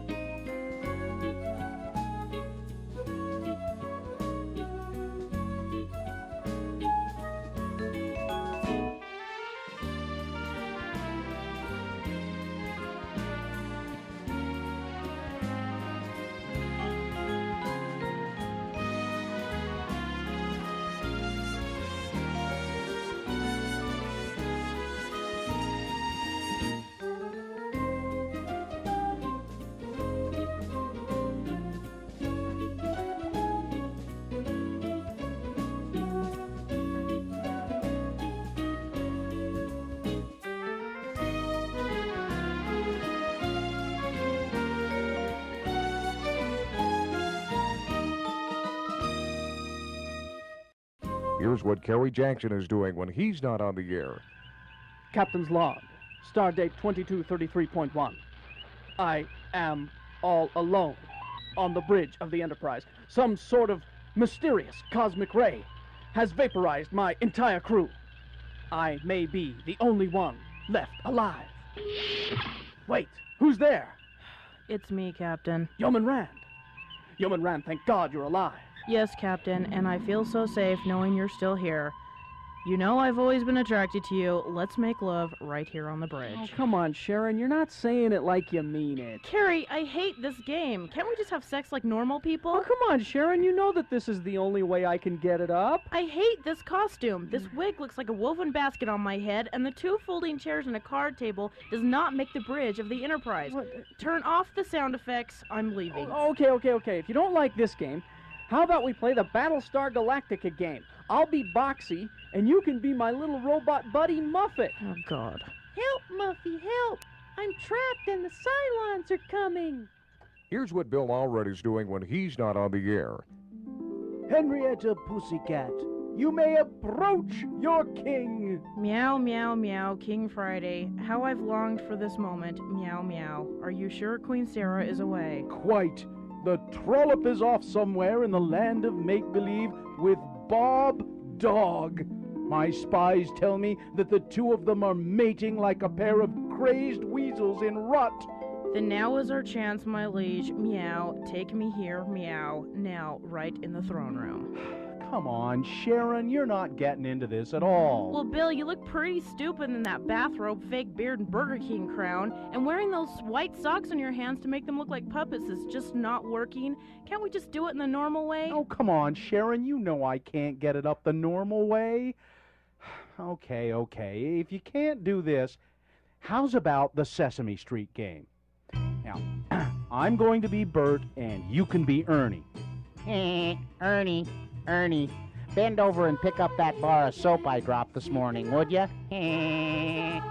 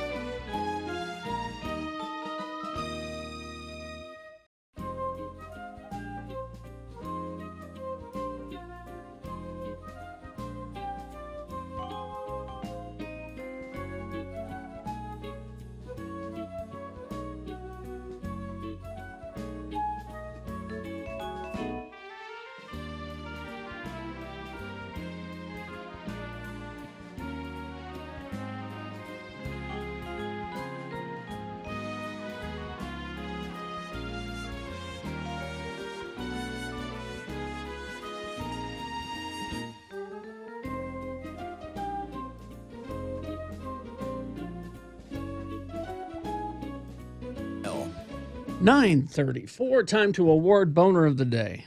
And Boner of the Day is brought to you in part by that delicious tangerine that I just ate. It was one of those big, wrinkly skinned ones. I forget what they're called. I didn't know there were wrinkly skinned tangerines. And join your friends at Gracie's for dinner, drinks, cold beer, seasonally inspired cocktail or glass of wine, game of pool, shuffleboard, cornhole, or watch the game in high def. There's something for everyone at Gracie's Gastropub. Adults only. They're called Sumo tangerines. Sumo citrus. All right. They're big and wrinkly. So we had Boner candidate number 1. I want to come home to a home-cooked dinner. And I want my girlfriend to cook it. At 6 o'clock. 6 o'clock on the dot. That's a guy running for Senate in Missouri. And Boner candidate number 2. I didn't see that in the job description, Mr. Weinstein. It's one of Harvey Weinstein's former assistants who said she was made to clean up a mess. Leavings. Yeah, stuff. After off leather couches after one of Harvey's sexual congress. Yeah. Okay. Yeah, where he would, All right. Yeah. And then she also was forced to take dictation while he was naked, and he touched her inappropriately. The winner was pretty close, but by just about 9 votes, 10 votes, Boner candidate number 2. Really? I didn't see that in the job description, Mr. Weinstein. Oh, I wanted... So did I. Man. But guys- we don't decide. Well, you guys could have lobbied. Oh, and we could have voted even. I think we're allowed to vote, aren't we? Sure. How would they know? Well, it doesn't matter. wouldn't You know. can Call- we don't care how many. Your dog can vote. We don't care. You could call in as Orrin Hatch, Carrie, to your Orrin Hatch Listen, voice. I think that number one, against my better judgment, I think that number one is the one that needs to No, win. Orrin would be in favor of number one. I agree with him completely. I'm voting in agreement with him, right? Is that what I'm doing? And I don't want to say anything bad about Harvey because he might publish some of my music. Listen, someday. I'm hanging up my boxing gloves. Right. Right. Let's see, 9:37. Let's see. Any other Florida stuff? Well, I was just wondering how things went while I was away. It was all right. 'Cause I was on complete blackout. So, Carrie wasn't here for our Not Safe for Work podcast that we recorded at Squatters. It went great. Good. I mean, If of you, course, we would have loved to have you there, but Jay was a good fill-in, and Trent Harris was a good fill-in. I knew Jay would be good. And if you have not heard it yet, it is available on the Radio from Hell or the where is it available? Facebook. It's available wherever fine podcasts are sold. X96.com, iTunes, Google Play. You can get links on all of our social media, Facebook. Of course, it is free, but Yeah, it is sure. available where fine podcasts are sold. Right. But Carrie, you missed the Red as Hell Ale that they brought That back. was nice. It was good. It was good. We had our picture taken about 500 times, which was nice. It was okay, yeah. Uh-huh. And very not lot. Oh, Trent brought some of his DVDs, of movies he's made, gave some away, but he also sold several, I think. And people had to sign them, and it's nice. It's nice. People were excited to see Trent, which was cool. Speaking of podcasts that are available, on X96.com are the places all of our Sundance interviews are there. Oh. Like dozens. They're all there. Yeah, okay. And they're all short, 7, 8, 9 minutes. And So maybe you read about some of the movies and are curious about them. This is a good way to learn a little bit more. I bet we talked to them. And yeah, we talked to people who now are getting. For instance, we did a interview with about a skateboarding documentary kind of thing, which it's called Mind the Gap. Mind the Gap. Mm-hmm. And when we talked to Sean Means this week, he said the best movie he's seen at Sundance so far was Mind the Gap. Really? Yeah, which interesting. I almost turned that off. It just kind of came out of nowhere. Yeah, and I had a screener for it, and I started watching it, and it was these little kids on skateboards, like 12, 13. I went, oh, great. Another skateboarding punk movie. So if we play this interview, you've got to go and edit it because, as you recall, Bill swore a couple of times at the beginning of that one. Yes. Yep. He got all excited because we weren't on the air. Yeah, that's right. It was our very first one. That's what the Not Safe for Work podcast I was is thinking, for. oh, we're not on the air anymore. We're just recording these. I can swear. Well, yeah, but if we want to play them back on the air, then I can't do that. So remember to edit those, and we'll get Yes. Okay. Are we gonna continue to play some on the air next week? Yeah, a couple. Sure. We should play that one if it's At least. It was really. And a you know good what? movie. The awards will happen this weekend, so maybe That's true. there'll be an award that like one of them. I don't think we played it, but they're producers, and it was really interesting because we talked to them and they said we're really excited because tomorrow we find out if one of our films is nominated for an Oscar, And it was. and it was Really? Yeah. Yeah, it's available on Netflix, and it's called Icarus. And it's about the doping scandal, the Russian doping scandal. in the Oh, Olympics. yeah, I remember that. Yeah, and if people think that the Russians weren't meddling in the in our elections, I would just have you maybe look in the information about how involved Putin was in the Olympic doping scandal. That documentary Icarus, it goes right to Putin. They meddle in everything. Yeah, it's because you know why? It's because they're not very strong militarily, really. They're not. Well, It's why that poor Mikhail Baryshnikov defected. Poor Mikhail Baryshnikov. What makes them? What makes? That was a bit of time ago, Gina, and nobody knows who the hell you're talking about. I mean, what makes them stronger is us in chaos.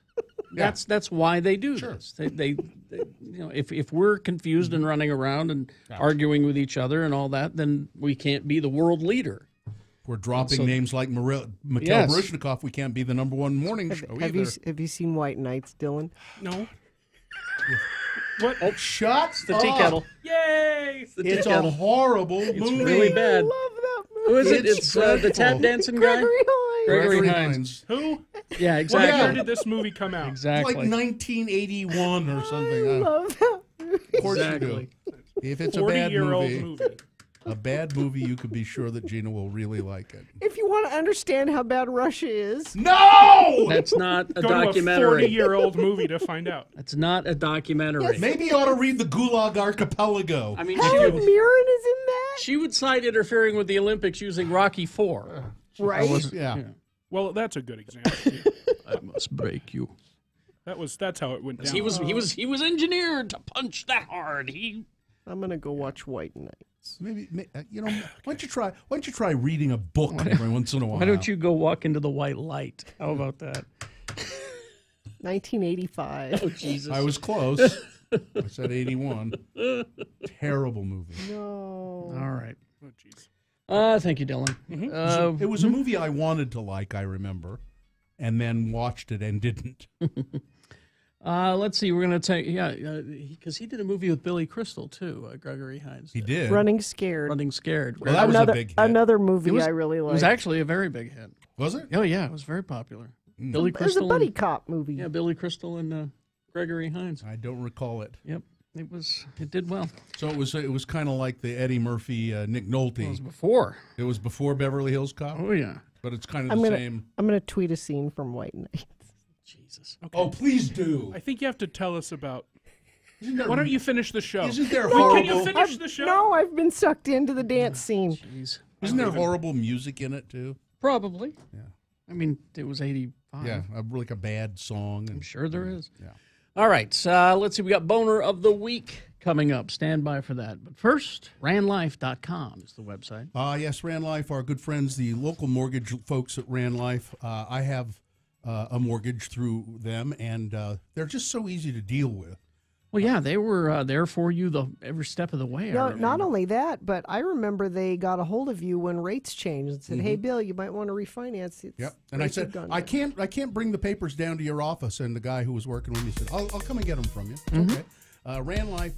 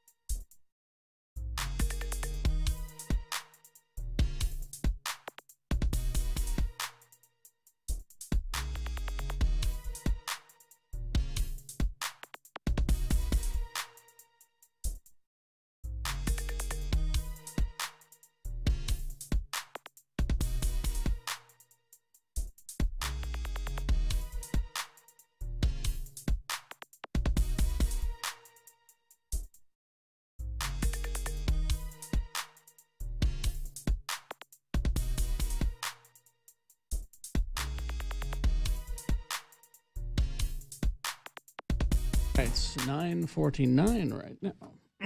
The time. Huh? If you want to do it now, we can. Oh, yeah, we should talk about zero fatalities, though. Oh, yes, let's zero do that. Zero fatalities. Don't be distracted when you're driving. Do not. Now, that can be your phone. You're going to your phone. You got that ham sandwich in your hand right now? Put it down on the center console and wait till you're at the parking lot, and then eat your ham sandwich. You know, I can get distracted with my kids in the car, so we have to play the quiet game. The quiet game works. Let's try it. No, quiet. Well, hey, it does work. But I mean, there's all kinds of distractions. Go to zerofatalities.com and you'll see the Join the Resistance. When you click on that, you're going to pledge to not distracted drive. The big one is, of course, texting. Yeah. That's the big one. I don't do that, but I have to confess, I daydream on occasion. I've done that. And it's terrible. So, no distracted driving. Try and remember that. Go to zerofatalities.com. Join the resistance. Zerofatalities.com. Dave, how are you? Fine. Dave, the flower guy, is here. Yeah. Yep. Are you sure you're here? I'm here. There, he's right. I'm looking at him. He's right there. There he is. He kind of blends in sometimes. So, Dave, nice to see you. How are you doing? Well, are you okay? Yeah. Yeah. Have you seen any good movies lately? Did you go? I know you like to go to the movies. Star Wars. That's the. How many? You've seen it more than once, though, haven't you? 4 times. 4 times. 4 times now. Excellent. I'm a bad geek. I've only seen it once. I haven't seen it. Terrible. I saw the first one and I liked it, and I should. Force Awakens. Yeah. Did you see Rogue One? No. That one I quite enjoyed. No. And I can see that anytime because it really doesn't relate. No, because you saw the original one, A New Hope. Yeah.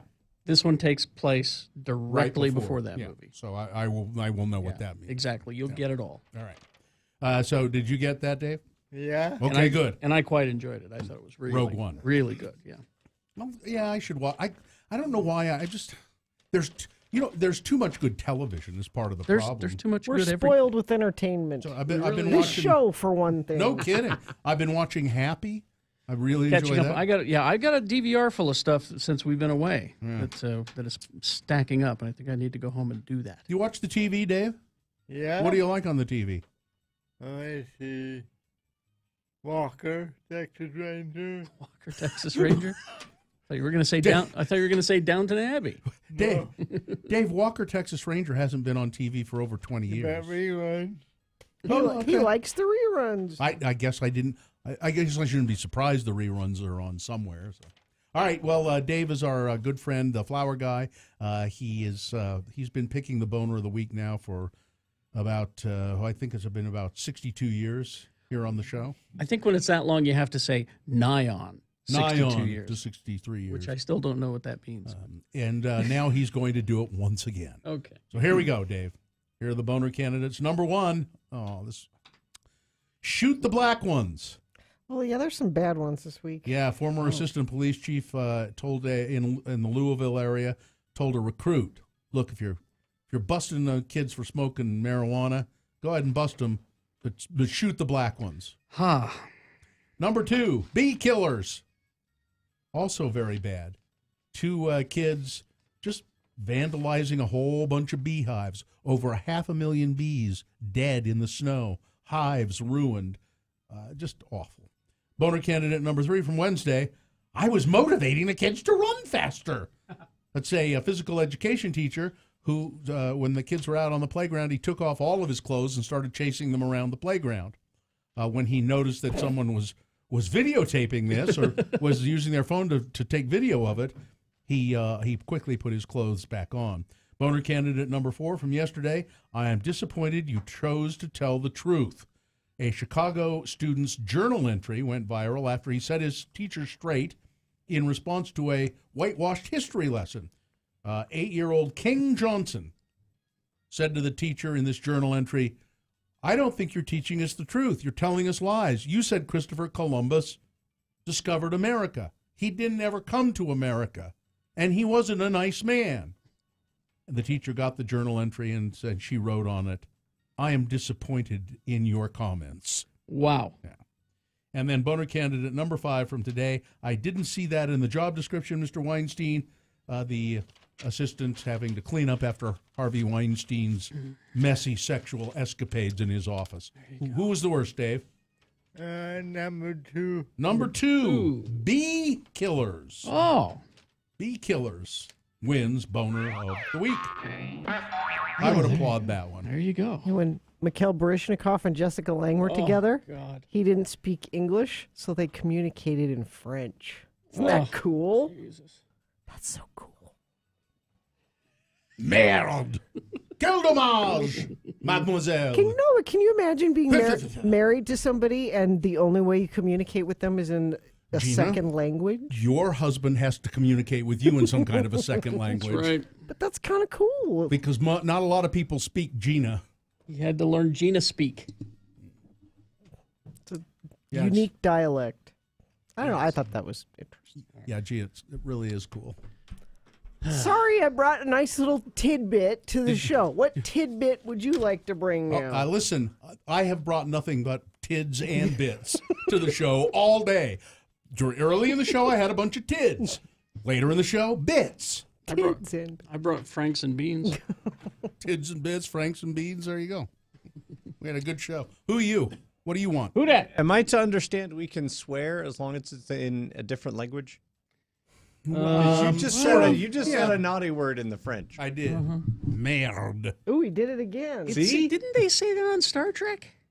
Because Picard. I know, because that was blocked in our chat room for a long time. Oh, was it? Merde? That word? Before I went and unblocked all the swears in our chat room. Oh, good. That yeah. was, that was one of on the list. Of course, because of that, our people with Apple devices can't really participate in chat. I mean, we can see them. Yeah, we can see them, but no one else can. So. Yeah. Oh well. Yeah, I don't. I think it's fine. I mean, it's just the same thing as people say caca all the time. Hey. Right? They do. Caca. They say it all the time. You guys want to hear a dad joke? Sure. Okay. Okay. Why did the rooster have to get a second job? I don't know, John. Why did the rooster have to get a second job? He had to make hens meet. What? Wait a minute. He had to make hens meet. Oh, hens. He had to make hens meet. You know, make ends meet. Okay, so I have a question for you, John. Yes, sir. Because you're a Disney fan. I am. Do you have a Disney Dad T-shirt that you wear when you take your kid and it kind of matches? No. Well, then you're a terrible father. What? Because apparently that's the thing. Everybody, yep, they all have the Disney Dad. No, it says specifically like a specific, not just a Mickey Mouse shirt. Anybody can do that.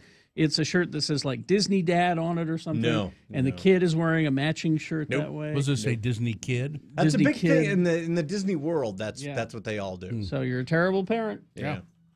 I agree. I think you're just, in addition to being a terrible parent, just kind of a terrible person. Yeah, that's for a variety of different reasons. Yeah. All right, let's do a promo and get out of here. On Monday's Radio from Hell show. At 6:45, Amy Donaldson will be in the studio to talk about all things sports. And at 8, Bill Frost telling us what not to watch on TV. At 8:45, there will be Geek News on the radio. And I think some other things will probably happen. That's all, on Monday's Radio from Hell show, X96. I think. I hope. All right. Some stuff happens. Enough. It is now official. Gina is the only one without a podcast. Yep. That's you got to start a podcast. I don't got to do anything. Everybody else has one. She's now. Why? Dave doesn't have one. Oh, Dave, we need to get Dave a podcast. Dave will get Dave a podcast. It's the same thing like with tattoos. I set myself apart because I don't have one. It's a bad 41 analogy. people listen to my podcast. 41? 41. That's exciting. And 3 of those were me on different devices. So 38 people listen to my podcast. Did you decide on a name? Bill actually named it for me. What was it? Downrange. Downrange. Downrange. Okay. Downrange. Gun Talk with John Smith. Guns and stuff. All right. Yeah. Get yourself a daddy gun T-shirt or something. Gun Dad. Gun Dad. Ooh. Yep. All right. Is that good enough? Yes. Okay. Live long and prosper, bitches. Don't you know who I am? I'm going to go home and watch White Knights. Jeez. Tids and bits. John Smith is next. Please keep listening. A 1-hour nonstop music wingding starts now. Utah's original alternative, X96.